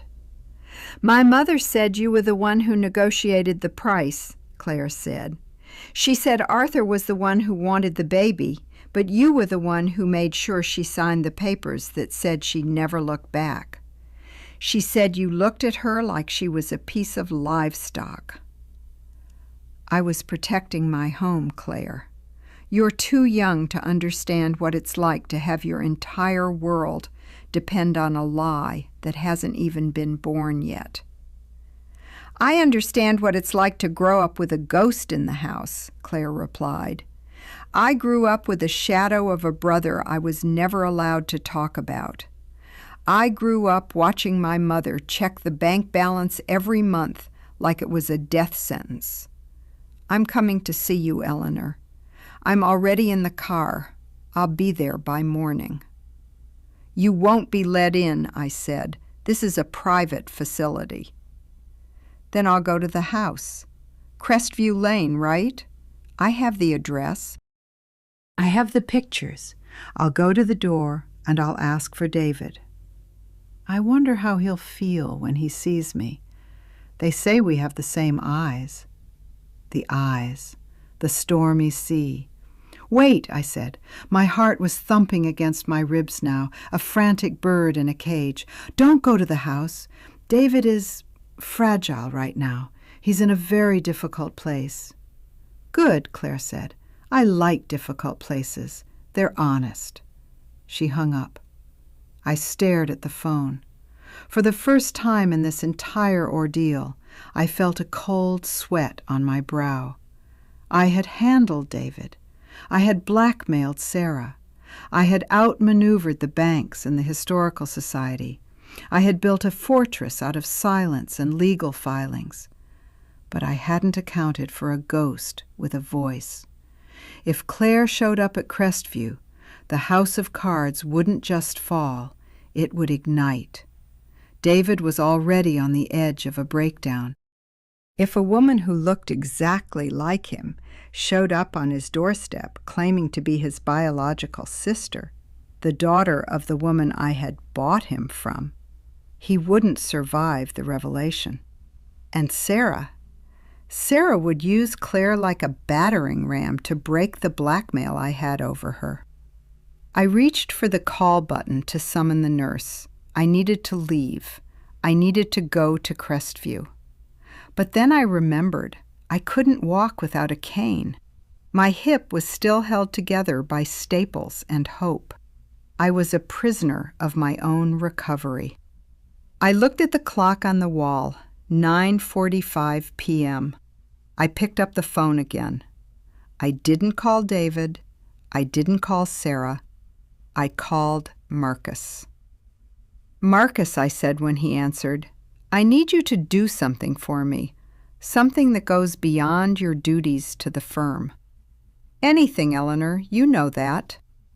"I need you to go to the front gate of Crestview. Tonight. Stay there. A woman is coming, a woman named Claire. She's driving a car with Ohio plates. Do not let her ring the bell. Do not let her talk to David." "Who is she, Eleanor?" I closed my eyes. I could see the face of the girl in the clinic in 1980, the raw, bleeding grief in her eyes as they took the baby away. "She's a debt, Marcus, a debt that Arthur forgot to settle before he died, and she's coming to collect." "What do I do if she won't leave?" "You tell her that I'm waiting for her at the Willows. Tell her I have the rest of the letters. Tell her I have the truth about why her mother really gave up the child." I hung up and leaned my head back against the cold vinyl headboard. Children rarely notice a mother's secrets because they are too busy being the center of them. David didn't know he was a ghost. He didn't know his life was a transaction. But I did. And as I sat in the dark, watching the red light of the smoke detector blink like a steady, mocking heartbeat, I realized that the hardest thing about being the foundation of a family isn't the weight you carry. It's the realization that you've built the entire house on a grave. 2:14 a.m. The red light of the smoke detector on the ceiling blinked with the regularity of a metronome. Blink, count to 5, blink. I sat in the darkness, the untouched cup of chamomile tea now stone cold on the tray. My hip was throbbing, a deep rhythmic ache that felt like it was trying to sync up with the light. I didn't call for the nurse for more pain medication. Pain is a tether. It keeps you from drifting too far into the past. And tonight, the past was a dangerous neighborhood. I thought about the clinic in 1980. It wasn't a hospital. It was a converted manor house in the hills. The kind of place where the wallpaper was heavy and the windows were bolted shut from the outside. Martha had been 21. She had hair the color of wheat and hands that never stopped moving, always picking at the threads of her cheap polyester dress. Arthur had stood in the corner, his checkbook already open. I was the one who sat on the edge of the bed. I was the one who took Martha's hand. Her skin had been burning hot. "You're doing a noble thing," I had told her. My voice had been so kind, so full of the practiced empathy of the wealthy. "You're giving him a life you could never provide. You're giving him the world." What I didn't tell her was that I was also buying her silence for the next 4 decades. I was buying her right to ever mention the name of the child that had grown inside her. The phone on my lap vibrated. My hand snapped down to grab it. "Eleanor," Marcus's voice was a low growl over the wind. I could hear the rustle of the ancient oaks that lined the driveway of Crestview. "She's here. A beat-up blue sedan. Ohio plates." "Did she see you?" "I'm parked across the street in the shadows of the Hendersons' hedge. She pulled right up to the gate. She's sitting in the car, staring at the house. She hasn't gotten out yet." "What does she look like, Marcus?" "Tell me exactly." There was a pause. I heard the sound of a car door creaking open. "She's getting out. Jesus, Eleanor, she's David. If David were a woman 10 years younger and 100 pounds lighter. The way she stands, the tilt of her head, it's like looking at a ghost." A cold shiver raced down my spine. "Don't let her ring the bell, Marcus. If David sees her, if he sees that face, he'll lose what little grip he has left. He's already convinced I've defrauded the estate. If he realizes he's not even a Vance by birth, he'll burn that house down with himself inside it." "I'm going over now," Marcus said. "I'll use the security angle. I'll tell her it's a private estate and that the owners aren't receiving visitors." "No," I said, my voice sharp. "Don't lie to her. She's Martha's daughter. She's spent her life around lies. Tell her the truth. Tell her I'm at the Willows. Tell her I have the letters her mother wrote to Arthur. The ones her mother didn't mention in her deathbed confession." "I thought you said Arthur wrote the letters." "He did. But Martha wrote back. For years. Every time she wanted more money. Every time she had a crisis that required an extra $5,000. She wrote a letter. She didn't just take the money, Marcus. She weaponized her guilt." I heard Marcus's footsteps on the gravel. I heard the distant, muffled sound of voices. I couldn't make out the words, just the cadence, Marcus's calm, professional baritone, and a woman's voice that sounded like a serrated edge. 5 minutes passed, then 10. I didn't breathe. I watched the smoke detector. Blink, count to 5, blink. Finally, Marcus came back on the line. "She's coming to you, Eleanor. She didn't want to leave, but I told her David was in the middle of a mental health crisis and that the house was under police surveillance because of the Historical Society injunction. That spooked her enough to listen. She's heading your way now. She should be there in 20 minutes. Thank you, Marcus. Go home. Get some rest. You've done more for this family than any of us deserved." "Eleanor?" Marcus's voice was hesitant. She had a folder with her on the passenger seat. I saw the title on the front when she reached in for her ID. What did it say? It said Vance Consulting, Audit 2024. She isn't just here for a family reunion, Eleanor. She's an accountant. a forensic accountant. I closed my eyes. The chamomile tea on the tray seemed to ripple, though there was no breeze in the room. Martha hadn't just raised a daughter. She had raised a predator.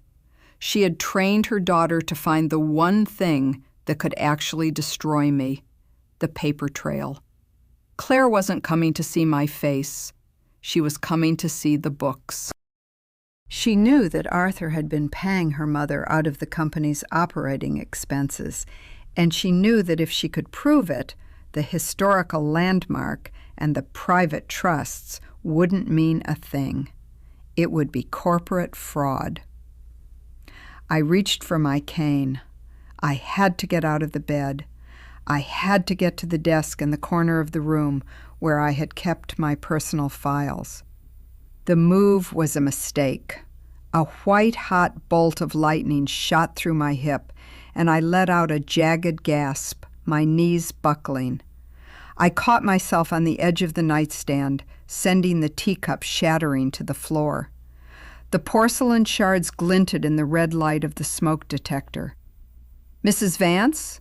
The night nurse's voice came from the hallway, followed by the sound of approaching footsteps. "I'm fine," I called out, my voice straining to sound normal. "I just dropped my tea." I sank back into the chair, my breath coming in ragged hitches. I couldn't move. I was a general who had lost her legs just as the enemy was breaching the gates. But then I looked at the broken teacup. Arthur had bought that set for me for our 10th anniversary. He said the pattern reminded him of the garden at Crestview. Now it was just a pile of jagged white teeth on the floor. Children rarely notice a mother's secrets until they start looking for something they can use as a weapon. But what Claire didn't know, what even Arthur hadn't known, was that I had stopped being a victim of Martha's letters a long time ago. I reached into the pocket of my robe and pulled out a small silver thumb drive. I didn't have the ledgers Claire was looking for. I had the actual records, the ones that showed exactly where every dollar of Arthur's hush money had gone. It hadn't gone to Martha. Martha had died in a trailer because she had spent every cent I sent her on the very thing I had hoped she would, a slow, expensive suicide of the soul. But Claire was different. Claire was the one I had actually been paying for. I had been funding her education. I had been paying for her internships. I had been the anonymous scholarship fund that had turned the daughter of a broken woman into a forensic accountant. I had built my own executioner, and now she was in the elevator. The door to my room opened. It wasn't the nurse. The woman who walked in didn't look like a ghost. She looked like a mirror. She was wearing a trench coat, dark with rain, and she held a black leather folder against her chest like a shield. Her eyes were the color of a stormy sea. David's eyes, Arthur's brother's eyes, the eyes I had paid 40 years of silence to keep from the world. "Eleanor," she said. Her voice was cold, precise, and hauntingly familiar. "Claire," I said, leaning back into the shadows of my chair, "you're late. I've been waiting for you for 20 years." She didn't sit. She walked to the center of the room, her gaze sweeping over the luxury of the facility, the morning mist walls, and finally the broken teacup on the floor. "My mother is dead," she said. "I know," I replied. "I stopped the payments the day she passed. I assumed you'd notice the change in the bank balance." "I didn't notice the balance, Eleanor. I noticed the source, the Vance Educational Trust. Do you have any idea what it's like to realize your entire life has been a charitable donation from the woman who bought your brother? I looked at her, really looked at her. Beneath the anger, beneath the sharp suit and the forensic folder, I saw the same thing I had seen in Martha in 1980. A daughter who just wanted to be told she was worth more than the price on the check. I didn't buy him, Claire, I said softly. I saved him. And I didn't fund you out of charity. I funded you because I knew one day David would fail. And I needed someone with Vance blood who was smart enough to take what's left. Claire froze. The folder in her hand trembled. What did you say? I'm 80 years old, Claire. I have a broken hip and a son who is a hollow shell. I don't need a daughter-in-law who robs me, and I don't need a son who can't pay his own light bill. I held out the silver thumb drive. David is the name on the door, but you are the one with the mind. I've spent 40 years building a kingdom. I'm not going to let it fall just because the air is a mistake. The silence in the room was absolute. Even the smoke detector seemed to stop blinking. You want me to take over? Claire whispered. After what you did to my mother? Your mother chose the money, Claire. Every single time. I'm offering you something she never had the courage to take. I leaned forward, the pain in my hip a distant, dull hum. I'm offering you the keys to the house you were never allowed to visit. I'm offering you the chance to be the silent matriarch of the next generation. But first, you have to help me finish what I started with David. Claire looked at the thumb drive. Then she looked at me. Some people confuse unconditional love with permanent access. Claire was about to learn that in the Vance family, love wasn't a feeling. It was a merger. What do I have to do? She asked. I smiled. It was the smile of a woman who had finally found the piece of the puzzle she had been missing for 40 years. First, I said, we're going to talk about Sarah's offshore account. And then we're going to talk about how you're going to introduce yourself to your brother. Claire didn't reach for the thumb drive immediately. She stood in the center of the room, the rain from her trench coat dripping onto the polished floor, making a small, dark puddle. She looked at me with the eyes of someone who had spent her life looking for the catch in every contract. You're a terrifying woman, Eleanor, she said. Her voice was steady, but I could see the pulse jumping in the hollow of her throat. I am a woman who has survived 40 years of silence, I replied. Terror is just the name people give to clarity they aren't prepared for. I gestured to the chair beside my bed. Sit. The night is short, and we have a family to dismantle before the sun comes up. She sat, but she didn't lean back. She placed her leather folder on her lap like a barricade. Why now? If you knew about me all along, if you were the one paying for my degree, my life, why let it get to this point? Why let David destroy himself? I looked at the morning mist walls. Because a person only values a foundation when the roof starts to creak. If I had brought you in 5 years ago, David would have fought you. He would have seen you as a threat to his ego. But now? Now he is a man who has lost his father, his business, and his sense of self. He doesn't need a sister. He needs a savior. And you need a legacy. I don't need your legacy, Claire hissed. I came here to hold you accountable for what you did to my mother. Your mother was a woman who traded a child for a bank account, I said, my voice hardening. I didn't make her do that. I simply provided the market.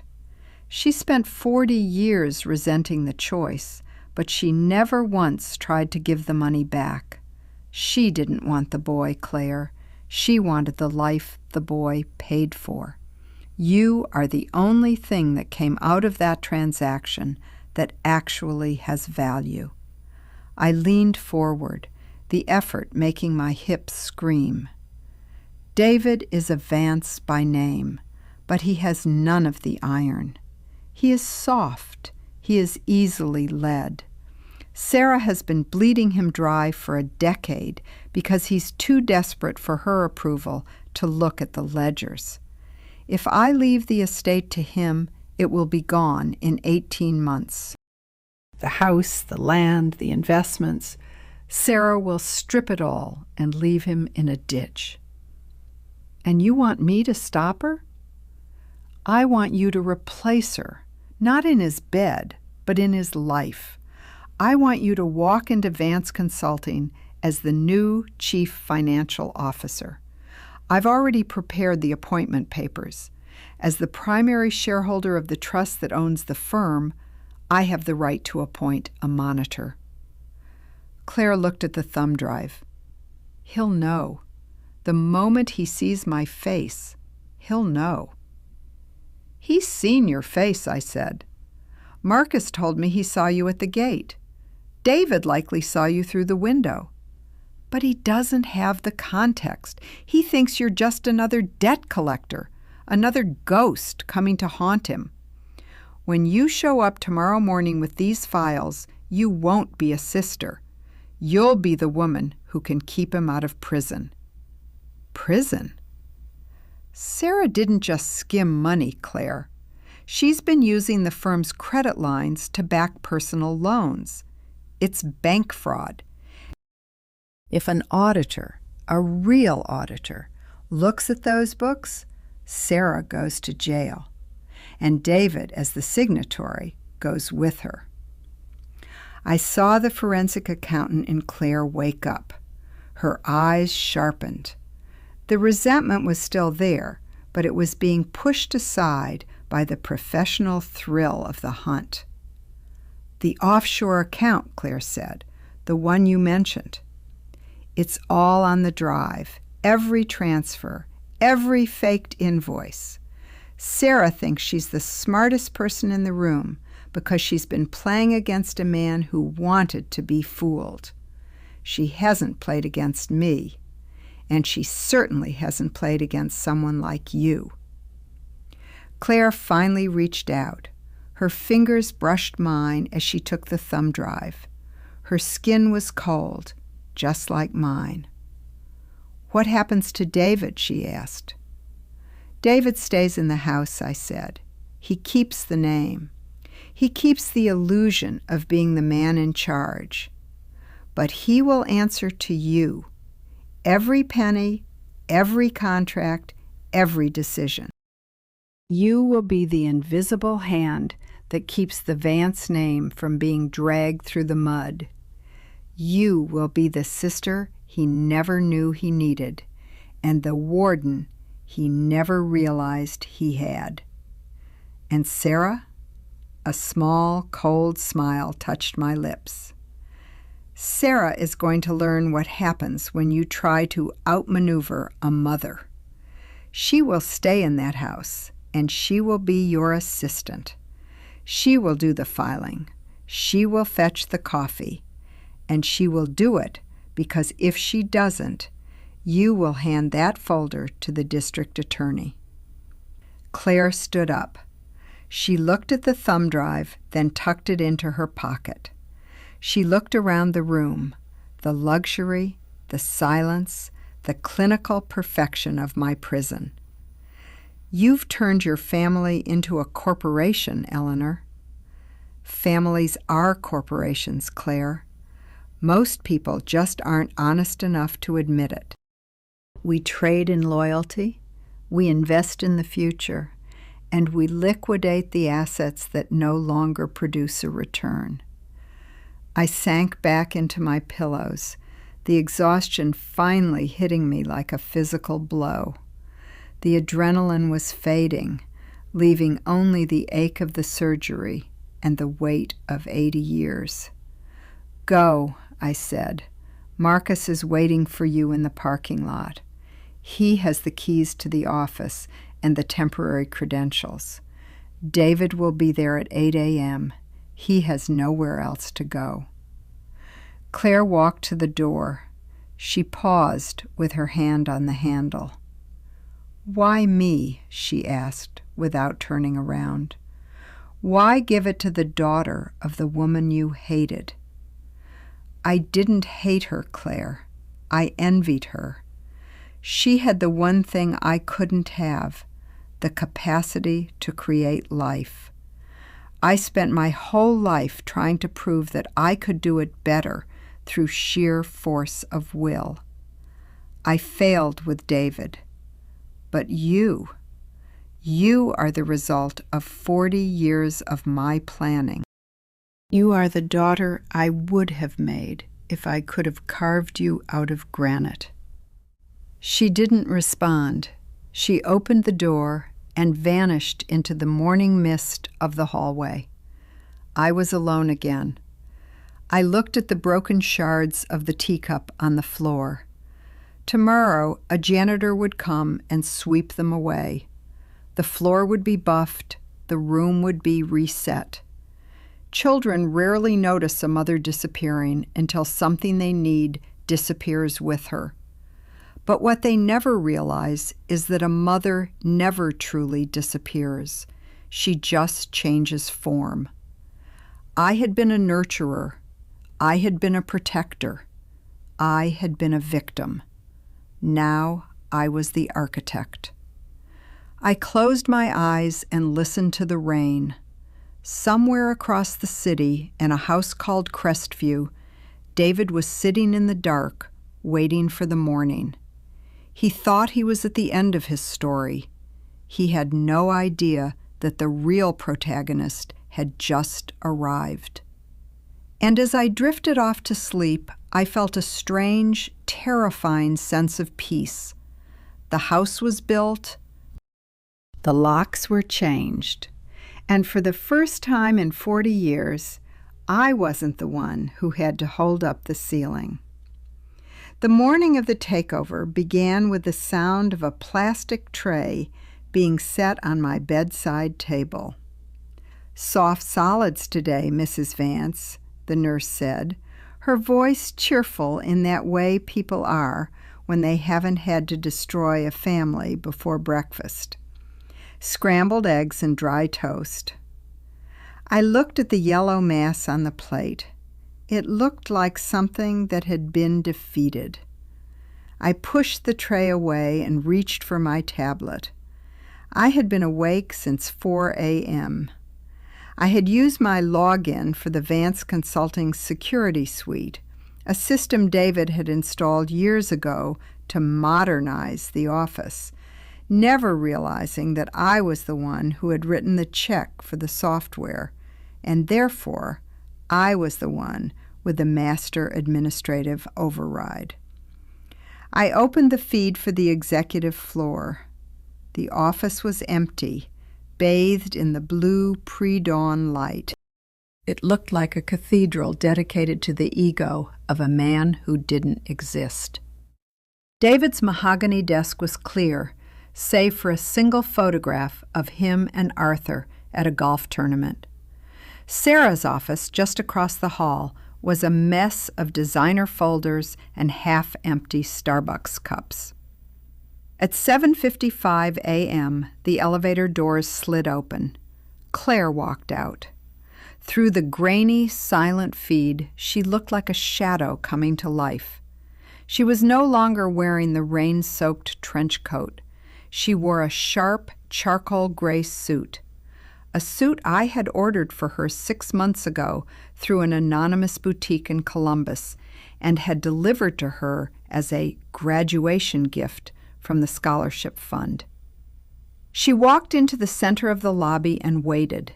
She didn't sit. She didn't look at her phone.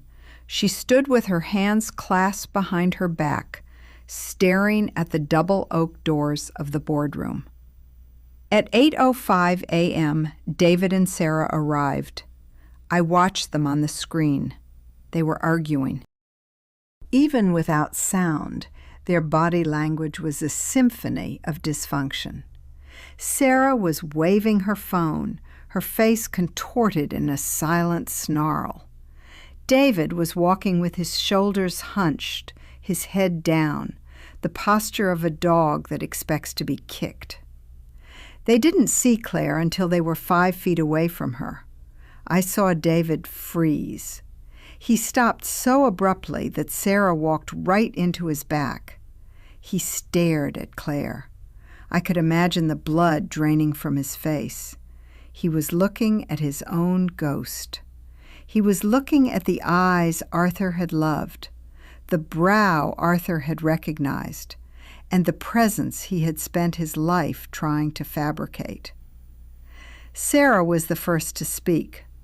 I saw her mouth moving, fast, aggressive, her hand going to her hip. She was likely demanding to know who this woman was and why she was standing in their private lobby. Claire didn't flinch. She reached into her leather folder and pulled out a single sheet of paper. The appointment of the monitor. The next 10 minutes were a blur of silent motion. Sarah tried to grab the paper. Claire stepped back with a grace that Sarah had never possessed. David just stood there, his hand over his mouth, staring at Claire's face. He wasn't looking at the legal document. He was looking at the truth. Then Claire pointed toward the boardroom. They moved out of the camera's range, into the room where I had no eyes. I put the tablet down. My heart was a steady, heavy thrum in my chest. Children rarely notice a mother disappearing until something they need disappears with her. But what they never notice is the moment the mother stops being a person and starts being the gravity that holds them to the earth. I picked up a piece of the dry toast. It tasted like nothing. The phone on my nightstand rang at 9:30 a.m. "It's done," Claire said. Her voice was taut, like a wire under extreme tension. "Did Sarah fight?" I asked. "She tried. She called her lawyer. She threatened to call the police." Then I opened the folder. I showed her the offshore transfers. I showed her the faked invoices for the consulting fees she'd been paying to a shell company in her sister's name. And? She stopped breathing for a second, Eleanor. I thought she was going to faint. Then she looked at David. She tried to tell him it was all for the family. She tried to tell him she was securing their future.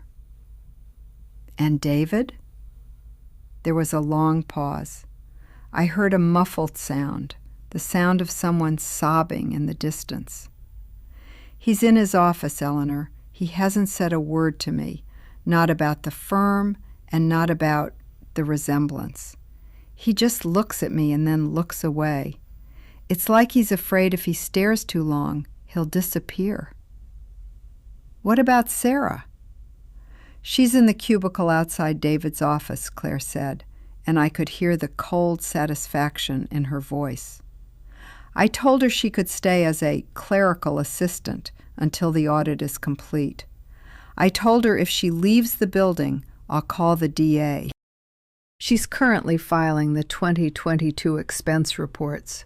She's crying, but she's filing." "Good," I said. "Keep her there.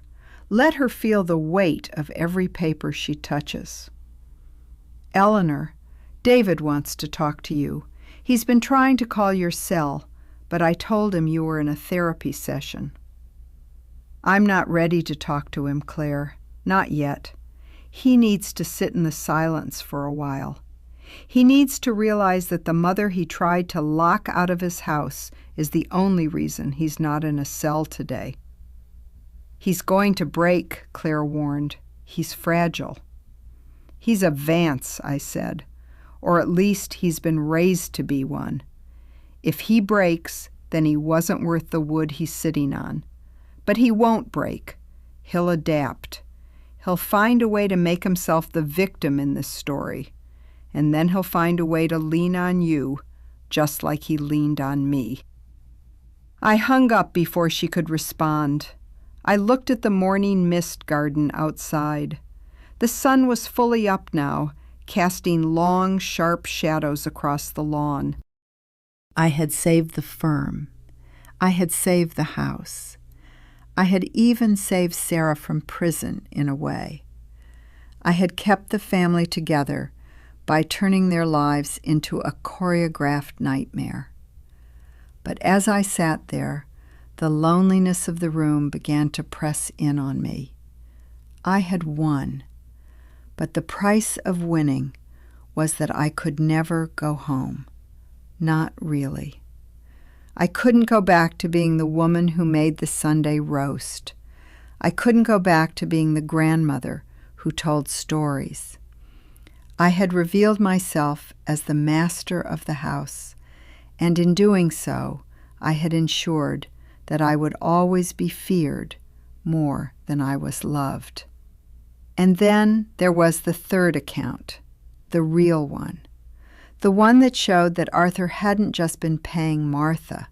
He had been paying a second investigator, one who had been following me. I reached into the drawer of my nightstand and pulled out a small yellowed envelope. I hadn't shown this to Claire. I hadn't shown it to anyone. It was a report from 1985. Subject, Eleanor Vance. Location, the clinic in Ohio. Finding, the subject did not just adopt the child. She ensured the mother's second pregnancy, the one resulting in the daughter, was also monitored and influenced. Arthur had known. He had known that I didn't just want a son.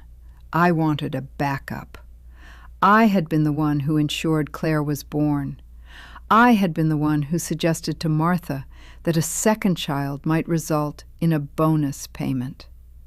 I had been playing God since before Claire drew her first breath. A mother's love is often confused with sacrifice, but sometimes a mother's love is a long-term investment in a person she hasn't even met yet. I closed my eyes. The door to my room opened. It wasn't the nurse. It wasn't the janitor. It was Sarah. She wasn't in her cubicle. She wasn't filing. She stood in the doorway, her hair a mess, her eyes wild with a cold, desperate fury. She had a heavy glass award in her hand, the Entrepreneur of the Year trophy I had bought for David 3 years ago.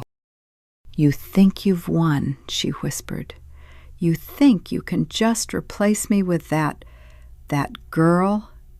She stepped into the room, closing the door behind her.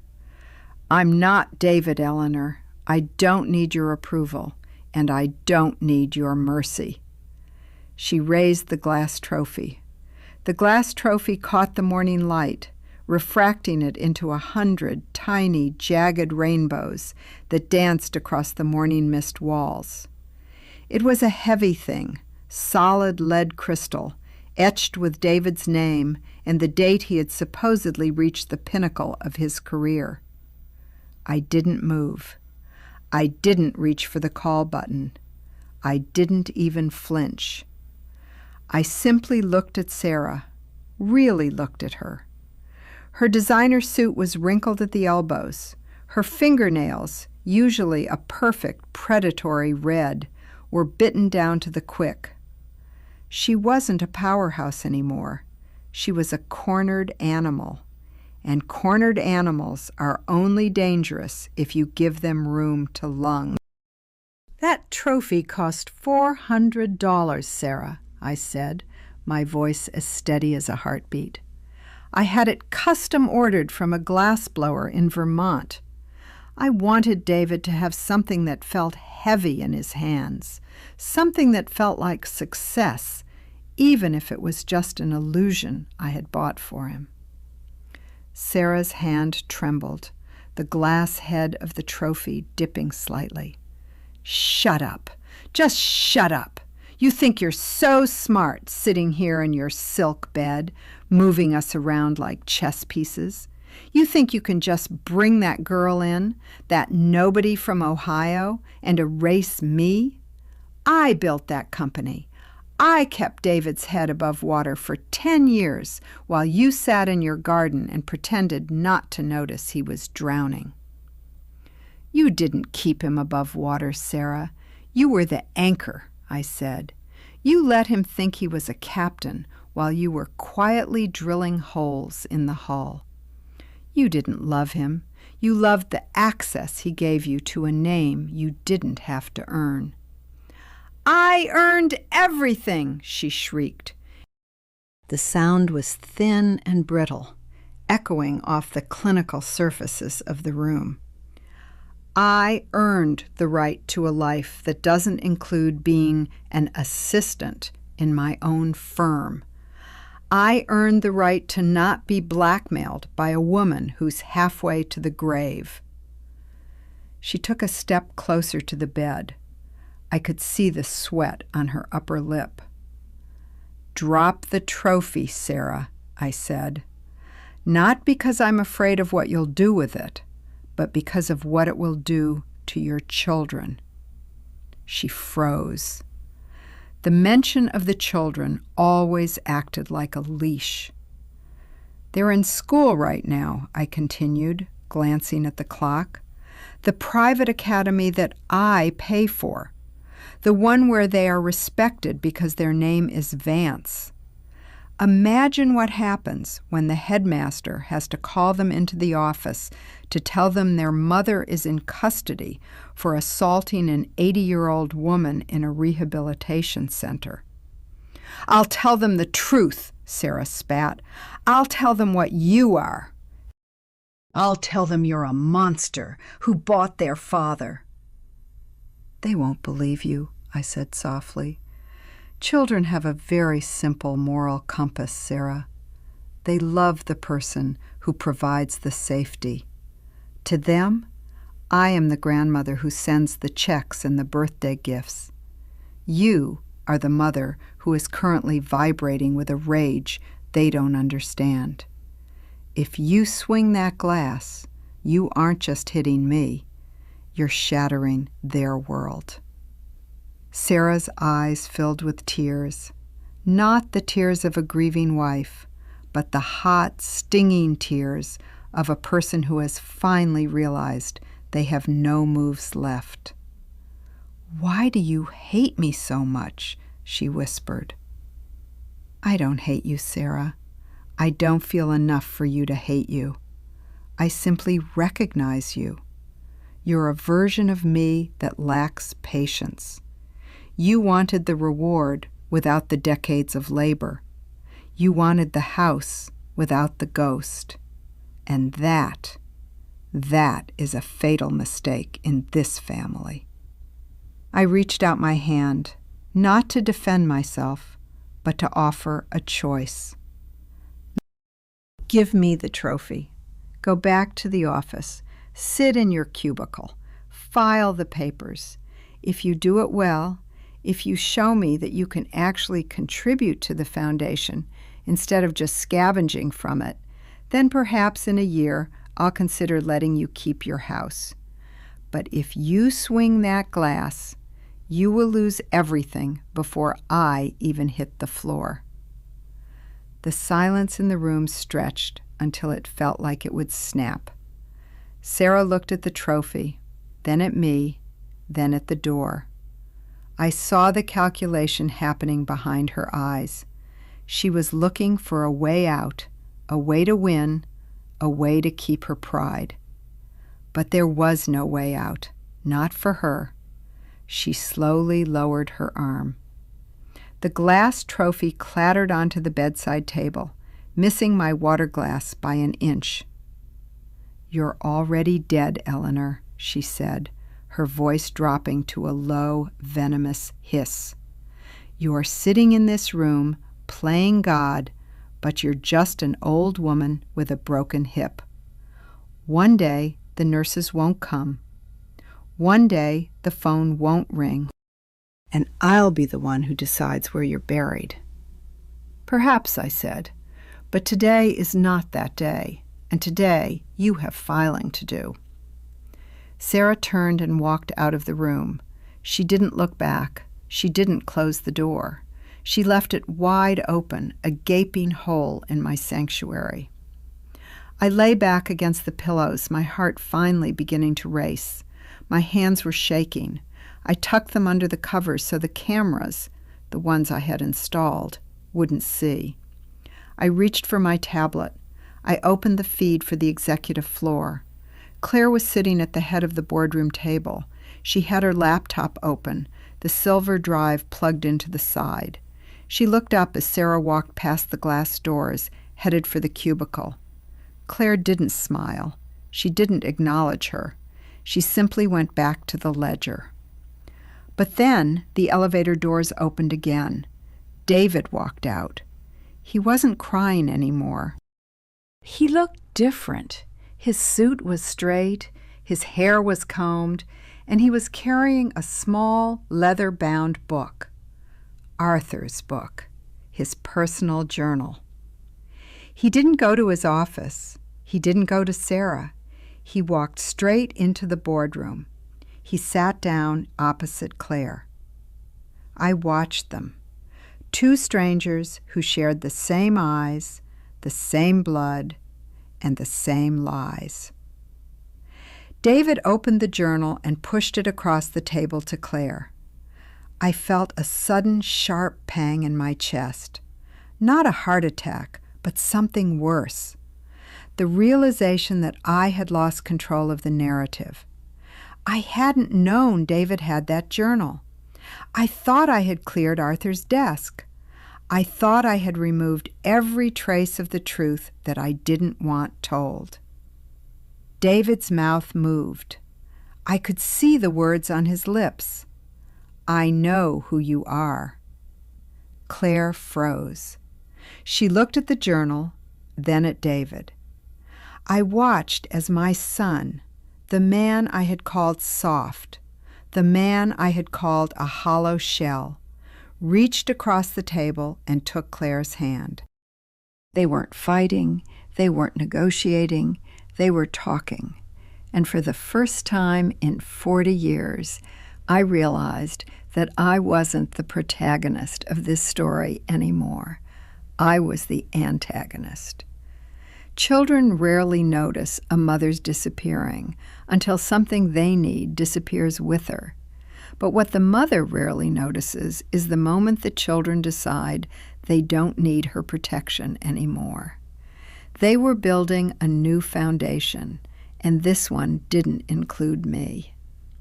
I reached for the phone to call Marcus, but my hand stopped. If I called, I was the monster Sarah said I was. If I didn't, I was just an old woman in a morning mist room, watching the world move on without her. I looked at the glass trophy on the table, David's name etched in lead crystal. I picked it up. It was heavy. It was cold. And then I let it slip from my fingers. It hit the floor with a sound like a gunshot. 1,000 jagged rainbows shattered into 1,000 shards of gray. The nurse came running. "Mrs. Vance!" "Are you all right?" "I'm fine, dear," I said, staring at the screen where my son and his sister were finally, truly becoming a family. I just realized that some things are meant to be broken.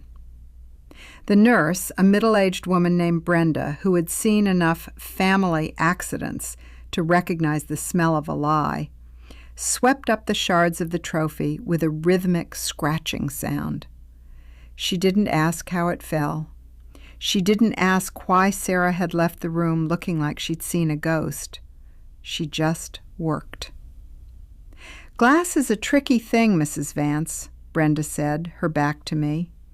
"It looks solid until it isn't, and once it's in pieces, you can never quite find all the slivers. You'll be finding bits of this in the carpet for years." I'm counting on it, I said. I looked back at the tablet. On the screen, the boardroom was still occupied. David and Claire were no longer holding hands, but they were sitting close. The journal, Arthur's journal, lay open between them. I felt a cold dread pooling in my stomach. I had spent 40 years believing I was the only one who knew how to keep a secret in this family. I thought Arthur was the passive recipient of my protection. I thought he was the man who looked the other way, so he didn't have to see the blood on the floor. I was wrong. Arthur had been a builder, and apparently he had built a secondary vault I didn't have the combination to. My phone rang. It wasn't the landline.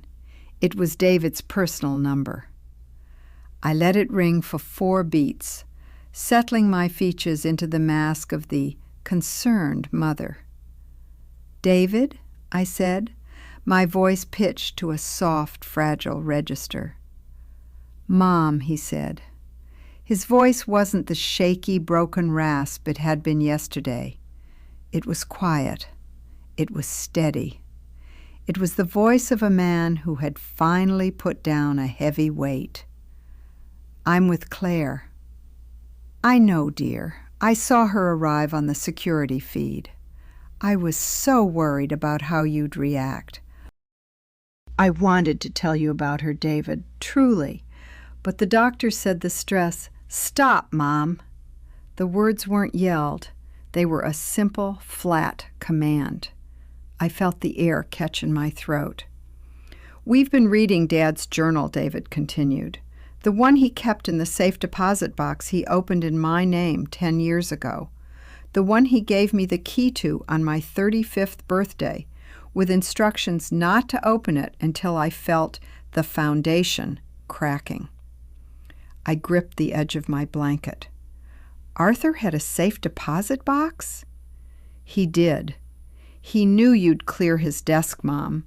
He knew you'd find the letters and the DNA results. He knew you'd use them to keep me under your thumb if things ever got bad. He told me everything. David, whatever he wrote, he was a sick man at the end. He was confused. He wasn't confused, Mom. He was clear. He wrote about the clinic in 1980, but he didn't write about it like it was your grand sacrifice. He wrote about it like it was a business merger. He knew you'd handpicked Claire's mother. He knew you'd paid for the second child. He even knew you'd been tracking Claire's grades since she was in the 3rd grade. On the screen, Claire looked at the camera. It was as if she could see me through the lens, through the miles of fiber optic cable, straight into my soul. "He warned me," David said. He wrote, "Your mother loves the family, David, but she loves the structure more than the people inside it. She will try to save the house by sacrificing the inhabitants. Don't let her." The silence on the line was a chasm. I felt a stinging behind my eyes, not of sorrow, but of the pure, ego-bruising shock of being outplayed by a dead man. "So," I said, my voice returning to its natural, cold marble state, "the 2 of you have compared notes. You've realized that I am the architect of your lives. What now? Are you going to call the police? Are you going to tell the world that the great Vance family is a collection of bought and paid-for strangers?" "No," Claire's voice came onto the line. She must have been on speaker. "We're not going to do that, Eleanor. That would destroy the asset. And as you've taught me so well, you never destroy the asset."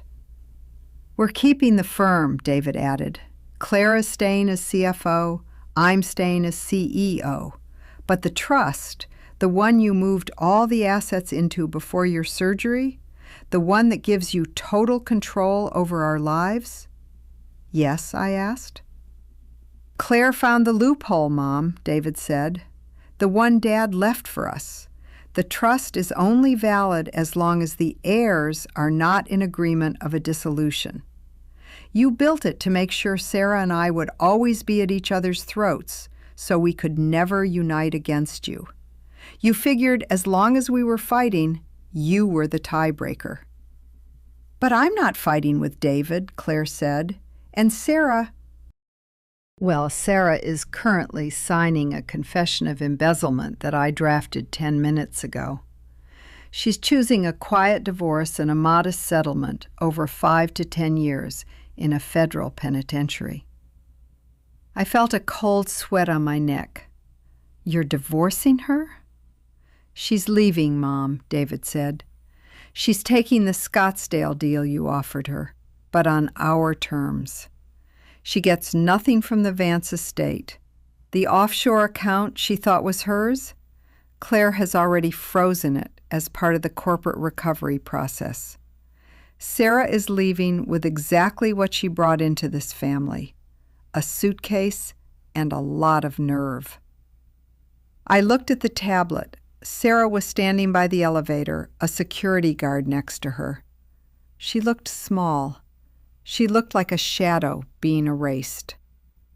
And me? I asked. What happens to the mother who saved you both? You stay at the Willows, David said. It's a lovely place, the best care money can buy, and we will pay for it, every cent. You'll have your silk sheets and your morning mist walls. You'll have the best doctors. But you won't have the keys, Eleanor, Claire said. The historical landmark status on Crestview, we're keeping it. It's a great tax shield. But the nuisance clause you wrote into the lease, we've updated the definition. The nuisance is no longer the tenants, it's the landlord. You're barring me from my own home, I whispered. It hasn't been a home for a long time, Mom, David said. It was a museum, and you're the most valuable exhibit. But museums are for visiting, not for living in. We'll come see you, once a month, on Sundays. We'll bring the kids. We'll tell them you're a hero. But the business is ours now, Claire said. The house is ours. The secrets are ours. You wanted to be the silent matriarch, Eleanor. You wanted to be the invisible foundation. Well, foundations are meant to be walked on, not heard from. The line went dead. I sat in the silence of room 412. The tablet screen flickered and then went dark as David remotely revoked my administrative access. I was staring at my own reflection in the black glass. I looked like a queen who had forgotten that her throne was made of ice.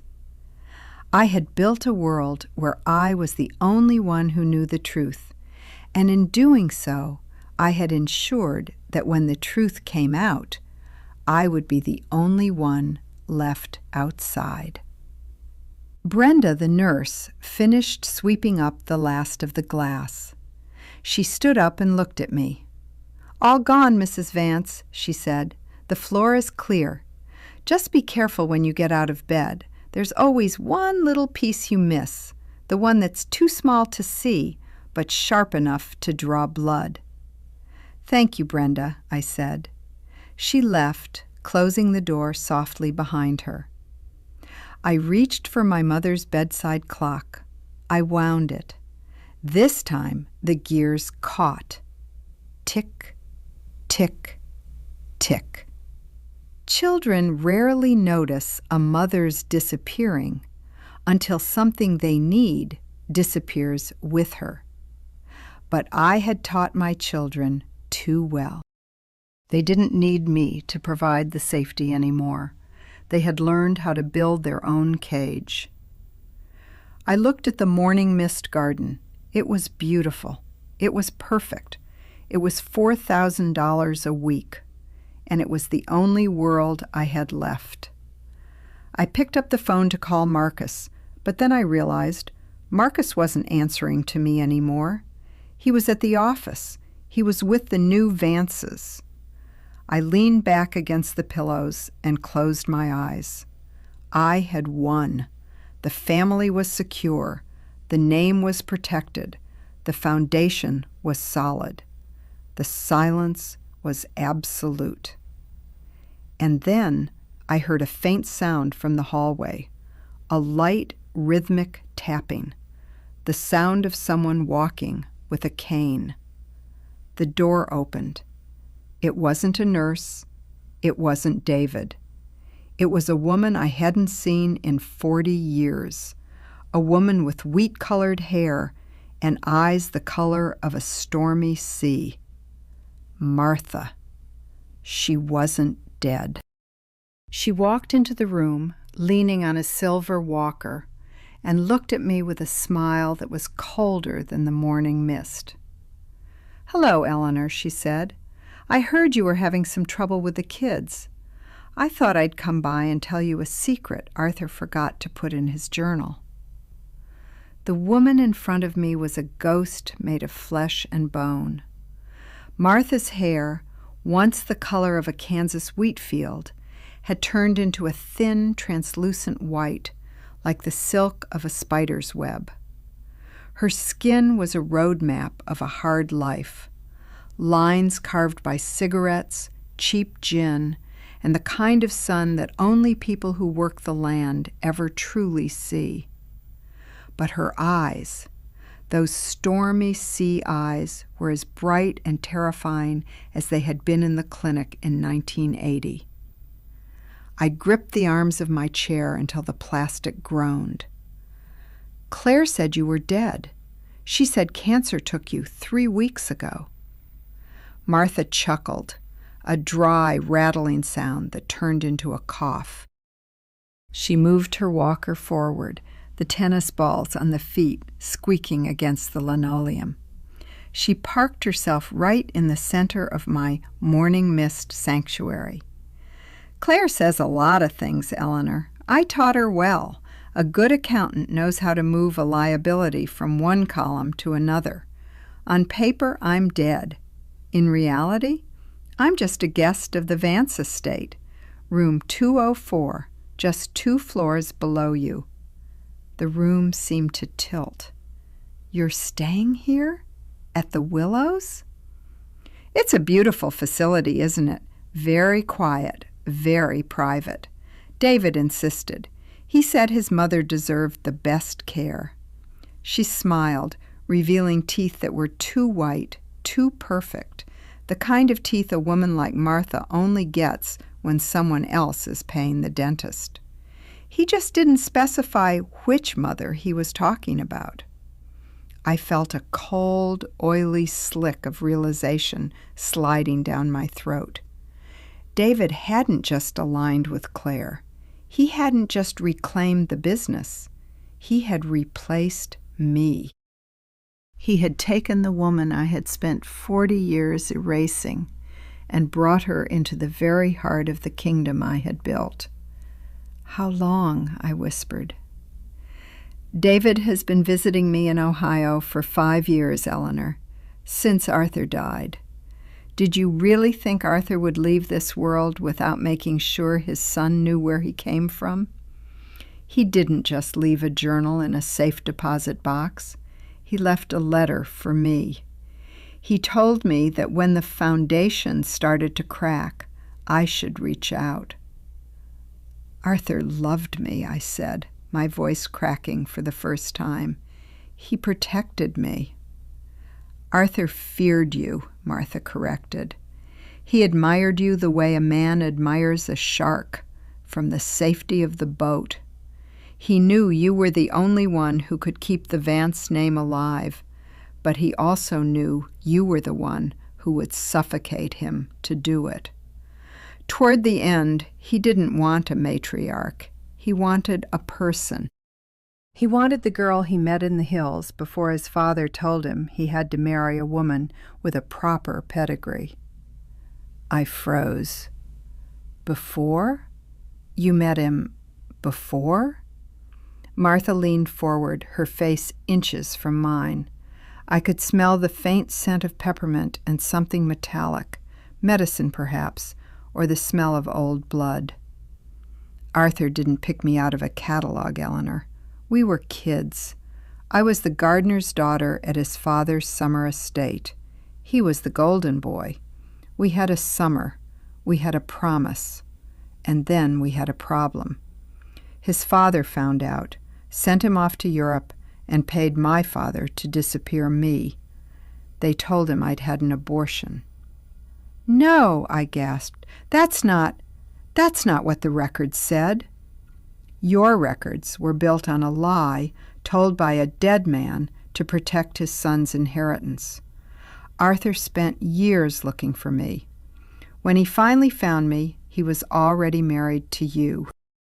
He knew he couldn't have children with you, and he knew his father was breathing down his neck for an heir. So he came to me. He asked me to give him the child we should have had 10 years earlier." "The surprise pregnancy," I whispered. "The clinic.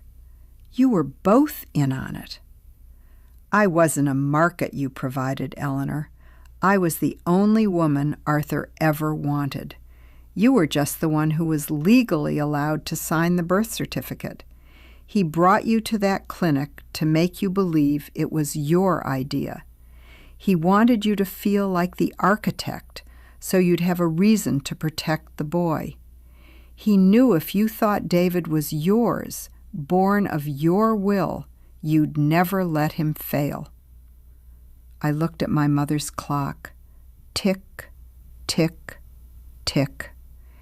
Every memory of my marriage, every sacrifice I had made, every night I had spent managing the shame of David's origins. It was all a play. I wasn't the master of the house. I was the stage manager.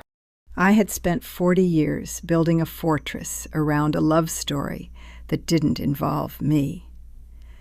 "And Claire," I asked, "the second child, the one I influenced?" "Claire was the insurance policy," Martha said. "Arthur knew you were dangerous. He knew that if he died first, you'd eventually find a way to turn on David if he didn't live up to your standards. He wanted David to have someone of his own blood, someone smart, someone ruthless, someone who could see through your games. He told me to have another. He said he'd pay for her too. He wanted a Vance who wasn't raised in your shadow." I felt the foundation finally give way. Not a crack, but a total silent collapse. I had been the silent matriarch. I had been the one who observed and remembered. I had been the one who quietly removed the invisible foundation. But I hadn't been the foundation. Martha was. She was the beginning of the story, and she was the end. I was just the long, expensive middle. "So," I said, my voice becoming as cold and sharp as a scalpel, "the two of you have won. You have the son, you have the daughter, you have the house. Why are you here, Martha? Why come to my room to tell me this?" Martha stood up, gripping her walker. She looked around the room, at the silk sheets, the private balcony, the expensive flowers. "Because I wanted to see the look on your face when you realized that unconditional love isn't something you can buy with a trust fund," she said. "And because I wanted to tell you about the third account, the one even Claire doesn't know about yet." "There are no more accounts," I hissed. "I've audited everything." "Not this one. Arthur set up a survivor's benefit. Not for me, not for the kids, for the legal widow. It's a massive policy, Eleanor, tens of millions of dollars. But there's a contingency clause. It only pays out if the widow is incapacitated, mentally or physically, incapable of managing her own affairs. I looked at the door. I looked at the cameras. David and Claire aren't just paying for your stay here because they love you, Eleanor, Martha whispered. They're paying for it because as long as you're a resident of a memory care facility, they have access to that policy. It's the capital they need to take Vance Consulting global. You're the investment, Eleanor. You're the asset they're liquidating. She turned her walker toward the door. Rest well, Eleanor. The morning mist is very soothing, I hear. And don't worry about the house. I'm moving into the master suite on Friday. David says the peonies are just about to bloom. The door clicked shut behind her. I was alone. The silence in the room was no longer a sanctuary. It was a tomb. I looked at the tablet on my nightstand. The screen was still black. I looked at the call button. I knew that if I pressed it, the nurse would come in, give me a pleasant smile, and offer me a sedative. They wouldn't listen to a woman who had been officially diagnosed with diminished capacity by a board-certified team of doctors paid for by her own children. Children rarely notice a mother disappearing until something they need disappears with her. But my children had found something they needed more than my protection, my absence. I reached for my phone. I dialed Marcus's number. It rang and rang and rang. The number you have dialed is no longer in service, the automated voice said. I dropped the phone. I looked at the morning mist garden. The sun was setting, casting long, bloody streaks across the manicured grass. I was 80 years old. I had a broken hip. I had no money, no home, and no family. But then I looked at the floor. There, near the baseboard, was a single, tiny shard of glass from the trophy. It had been missed by Brenda's broom. It glinted in the dying light like a diamond. I reached down. It was a struggle. The pain in my hip was a white-hot scream, a jagged reminder that I was still alive. My fingers brushed the carpet, searching, until I felt the sharp, cold sting of the glass. I picked it up. It was small. It was insignificant, but it was sharp. I looked at the camera in the corner of the room. I knew David was watching. I knew Claire was watching. I didn't scream. I didn't cry. I simply held the glass up to the lens and smiled. The hardest thing about being the foundation of a family isn't the weight you carry. It's the realization that when the house is finally finished, nobody wants to look at the dirt.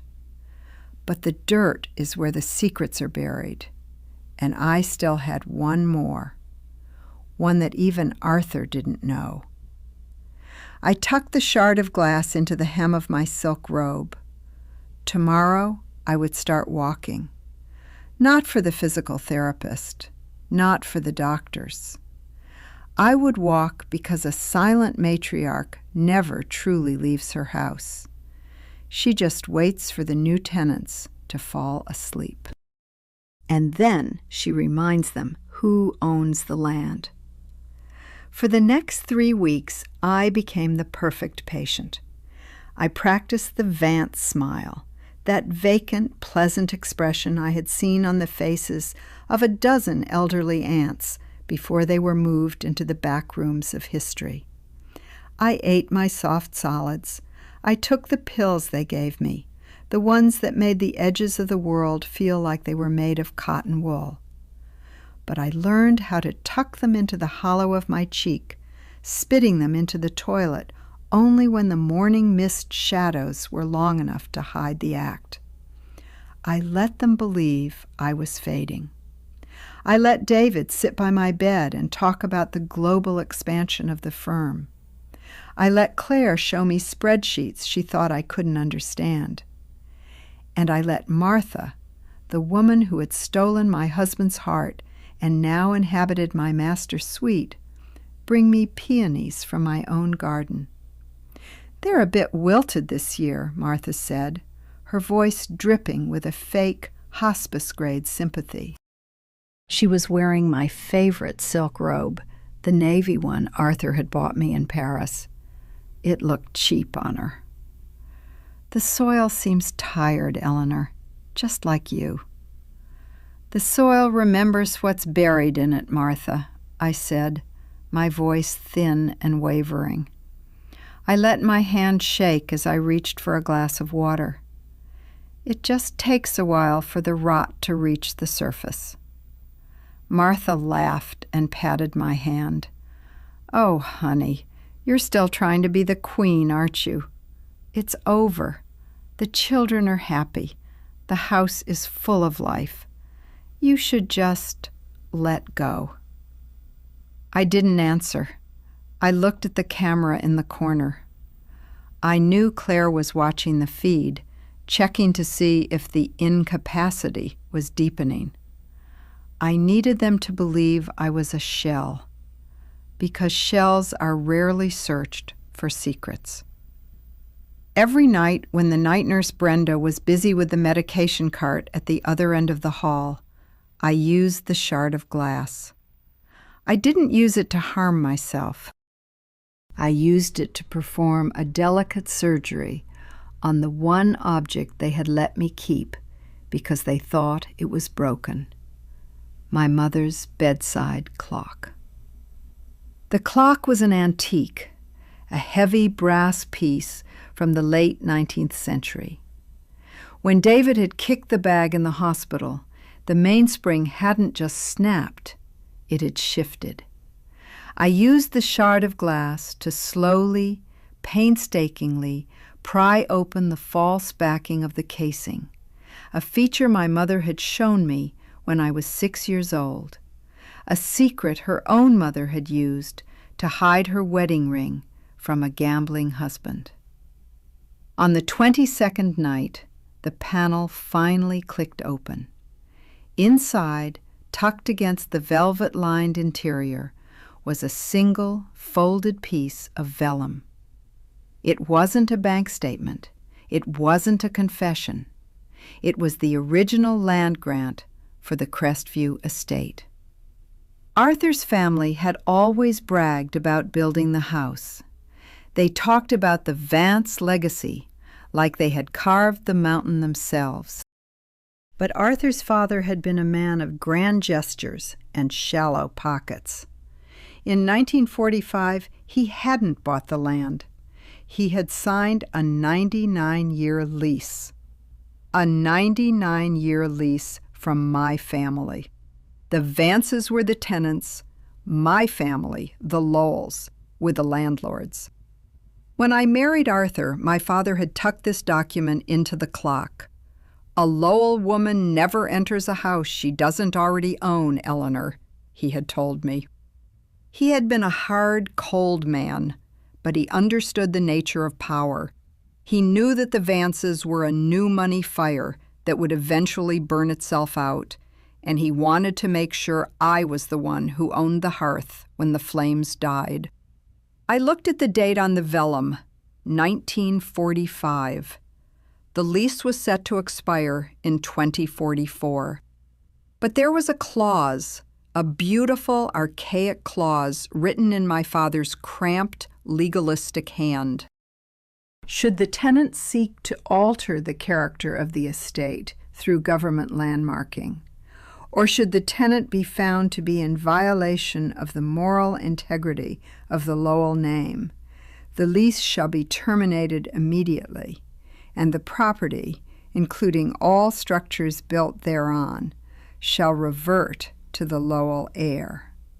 I felt a cold, sharp thrill run through my veins. David and Claire had landmarked the house to protect themselves from me.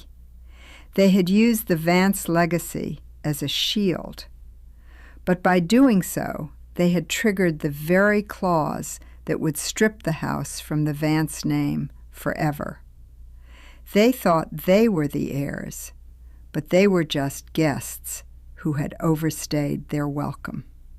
And then there was the moral integrity clause. In 1945, that meant scandal. In 2024, it meant the disclosure of the truth.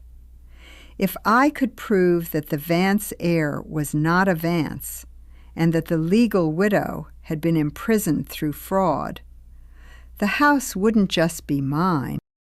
The Vances would be evicted by the very state they had asked to protect them. I tucked the vellum back into the clock.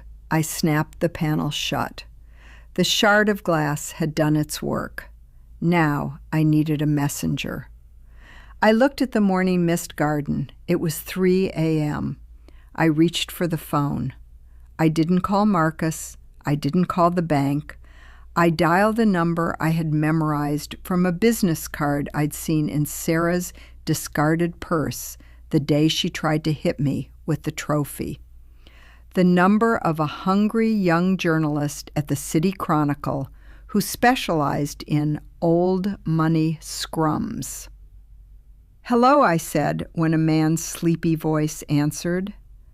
"My name is Eleanor Vance. I have a story for you. It's about a house called Crestview, and it's about a mother who is being harvested by her own children." "Mrs. Vance?" The man's voice sharpened instantly. "The Eleanor Vance? I heard you were in a facility. Diminished capacity?" "Capacity is a matter of perspective, Mr. Thorne," I said. I looked at the camera in the corner. I knew Claire would see the call log in the morning. I knew she'd come for the phone.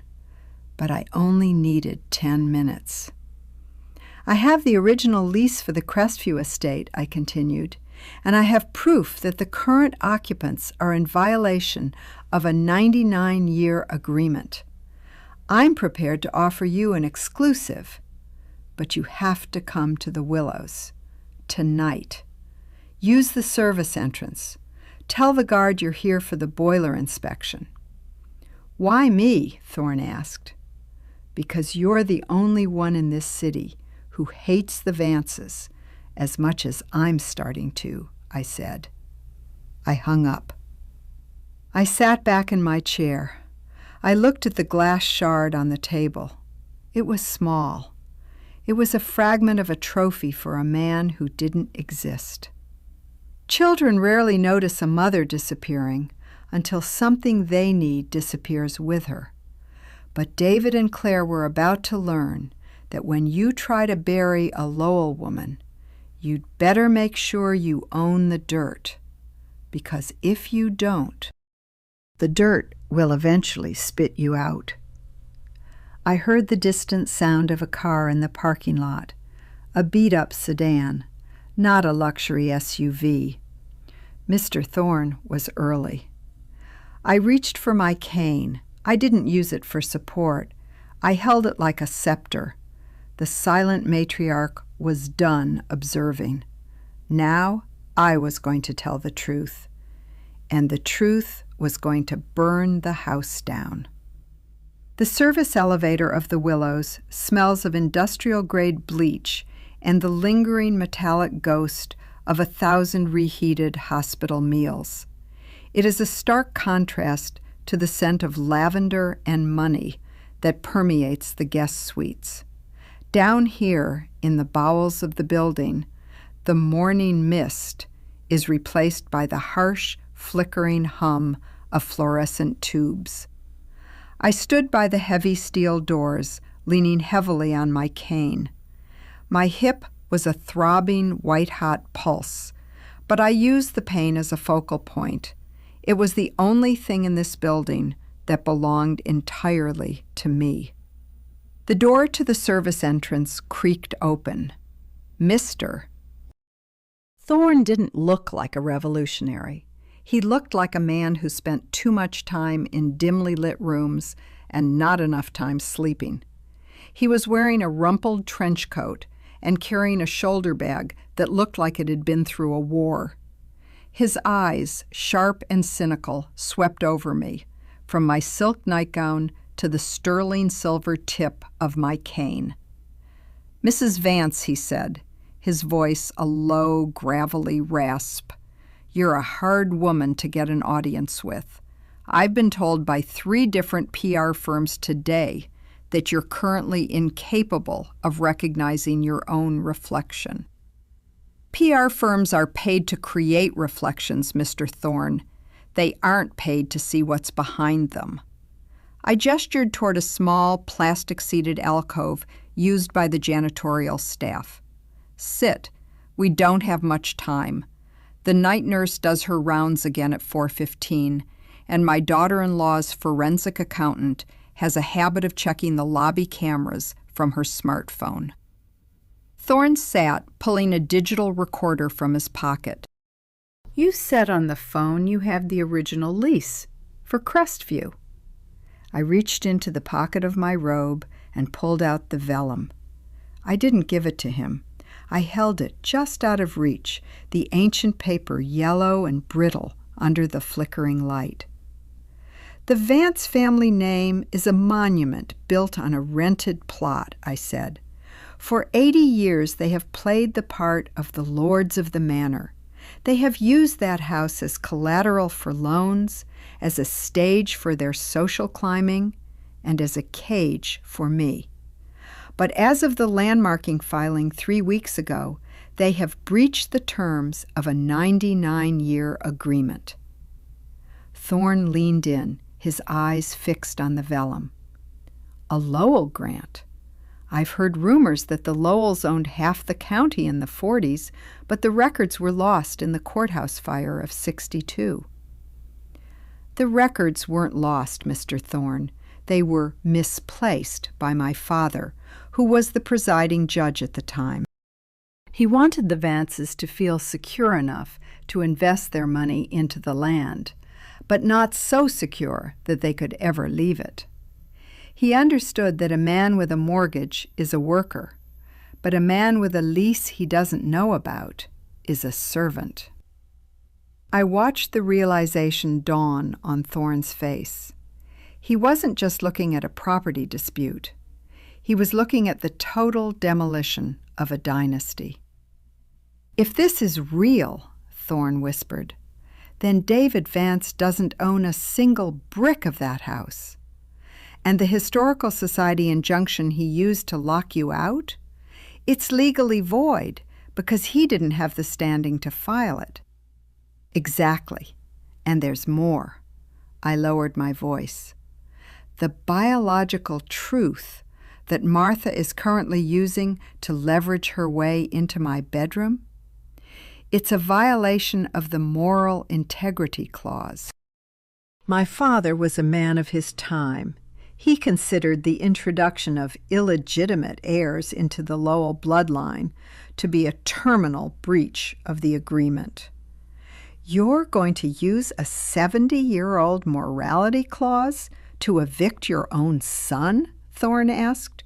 He didn't sound shocked. He sounded impressed.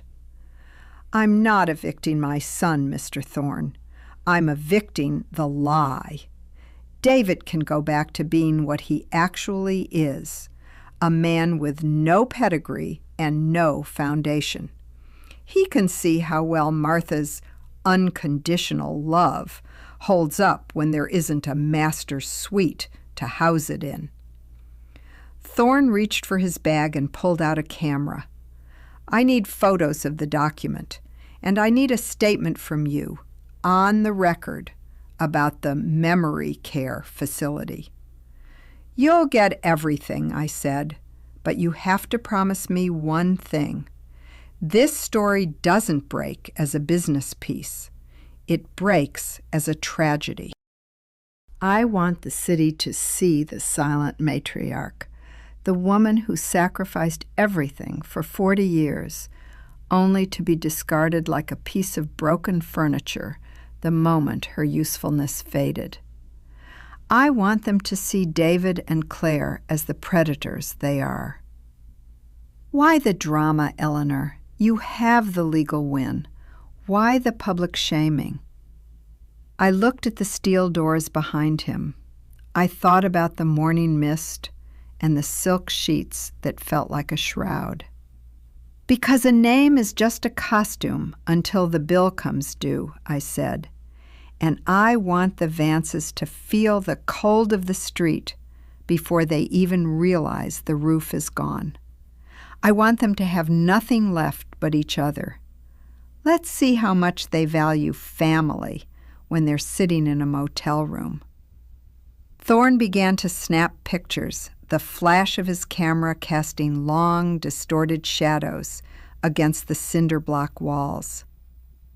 "You're not just taking the house back," he muttered between shots. "You're salted the earth." "I'm a mother, Mr. Thorne." I'm just tidying up the nursery.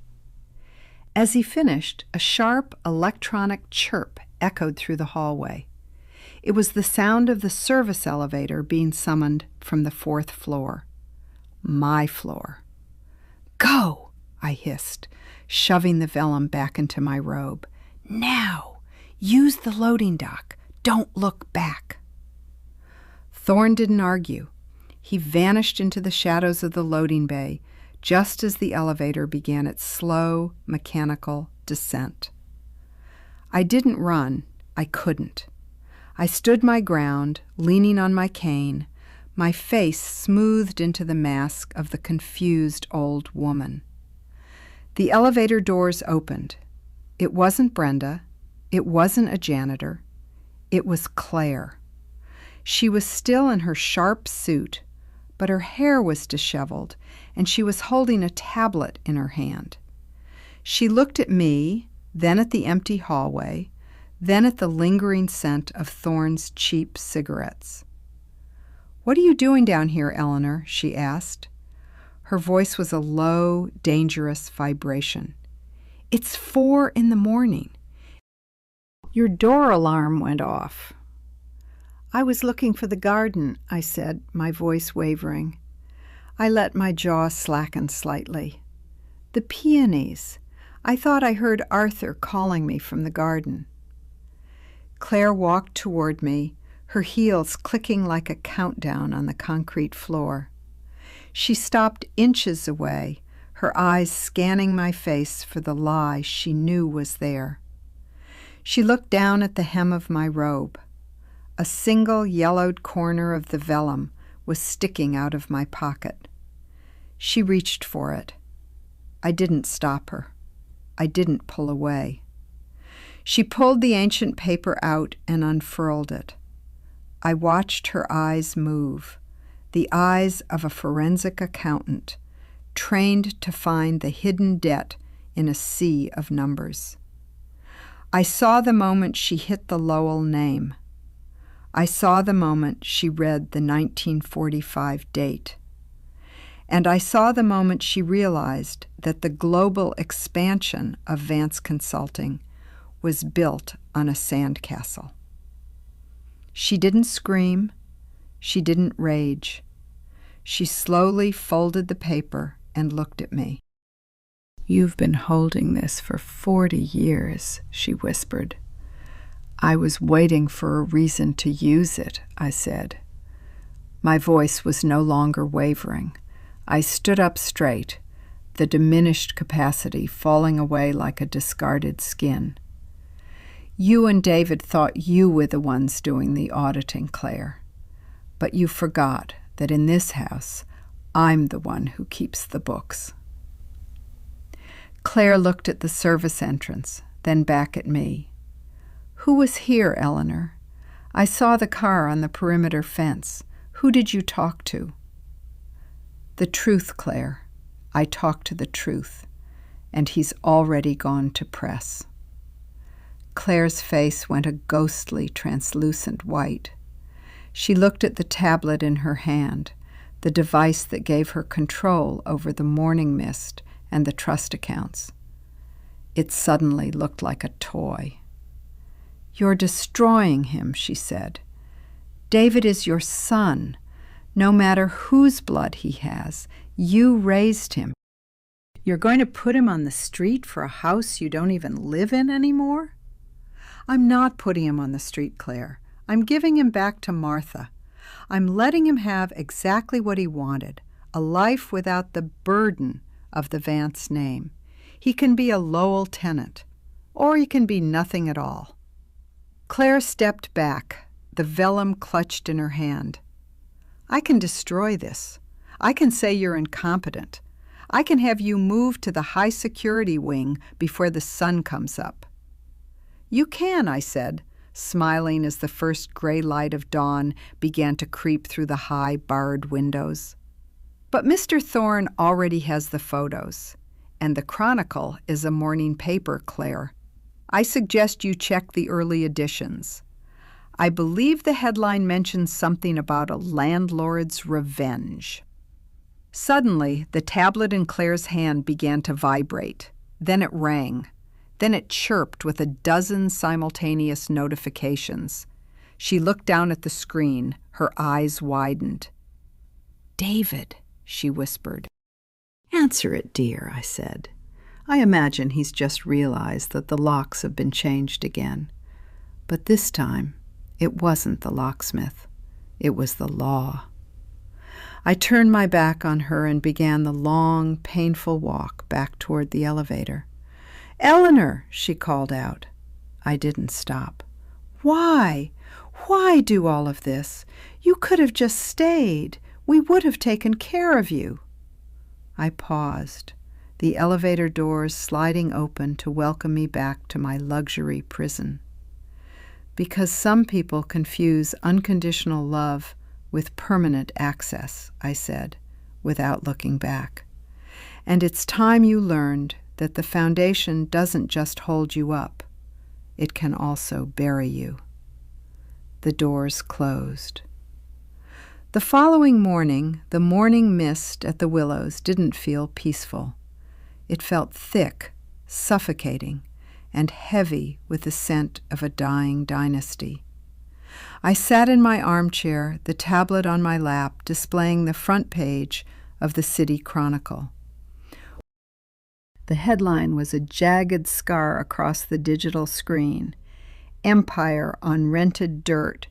The Vance Legacy Exposed as a 99-year lie." Thorne's article wasn't just a report, it was a demolition. He had woven the legal documents, the memory care imprisonment, and the truth about David's biological origins into a narrative of greed and betrayal that turned the city's elite against the Vances in a single hour. The door to my room swung open at 10 a.m.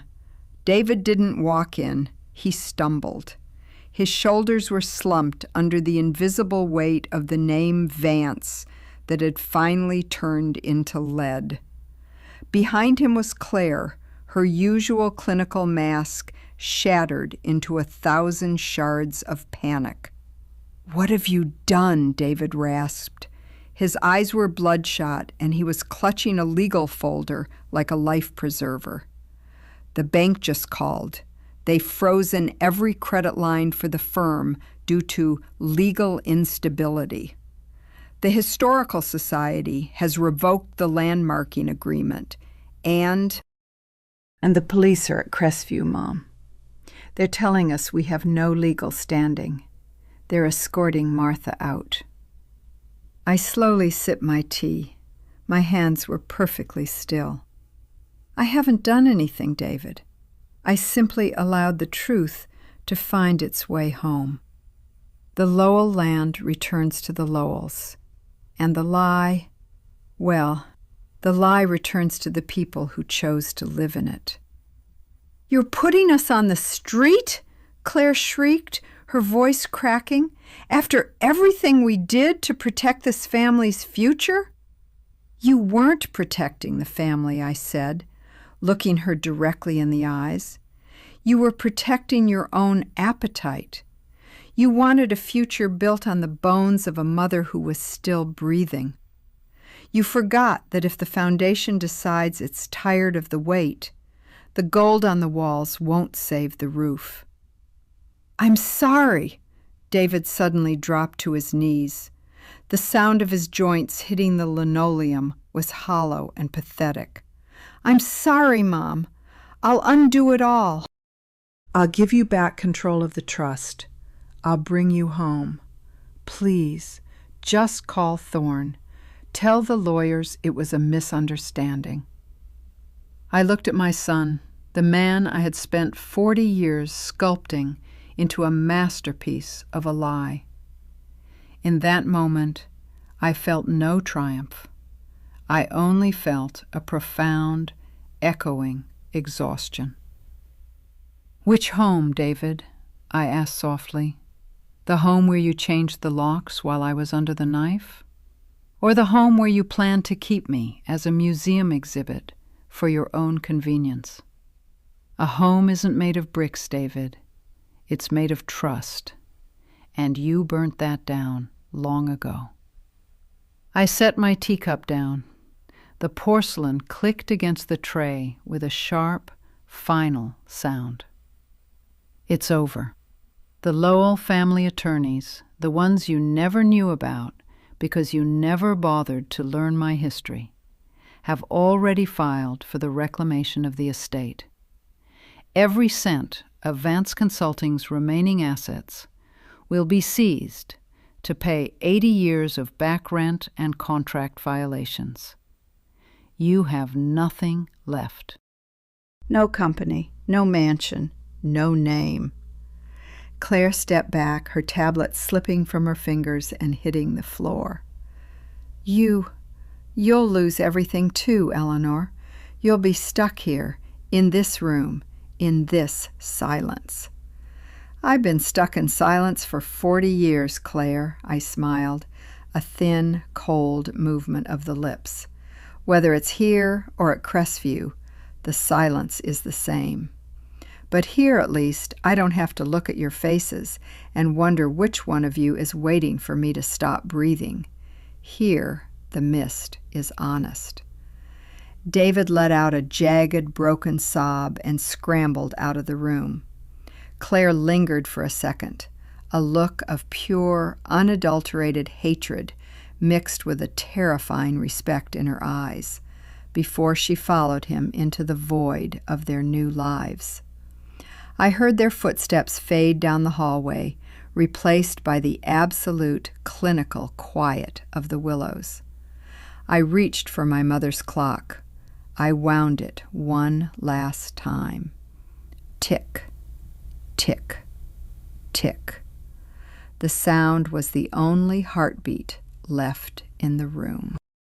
It reminded me that the era of sacrifice was over. The era of the silent matriarch had reached its conclusion. Later that afternoon, through my window, I saw a taxi leaving the grounds. Inside was Martha. She had been evicted from my master's suite and was likely headed back to the small town she came from.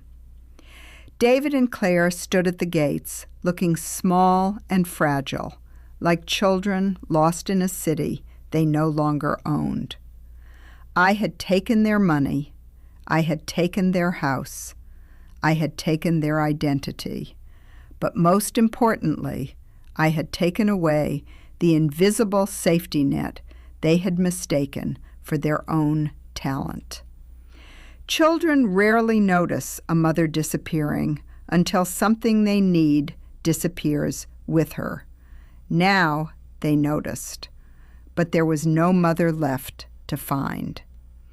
I leaned my head back against the chair, watching the last of the afternoon light die across the manicured lawn. A silent mother is not a weak mother. She is an observer, a record keeper, and ultimately the one who decides when the play must end. The room grew dark. Only the steady ticking remained. I closed my eyes. The silence was magnificent.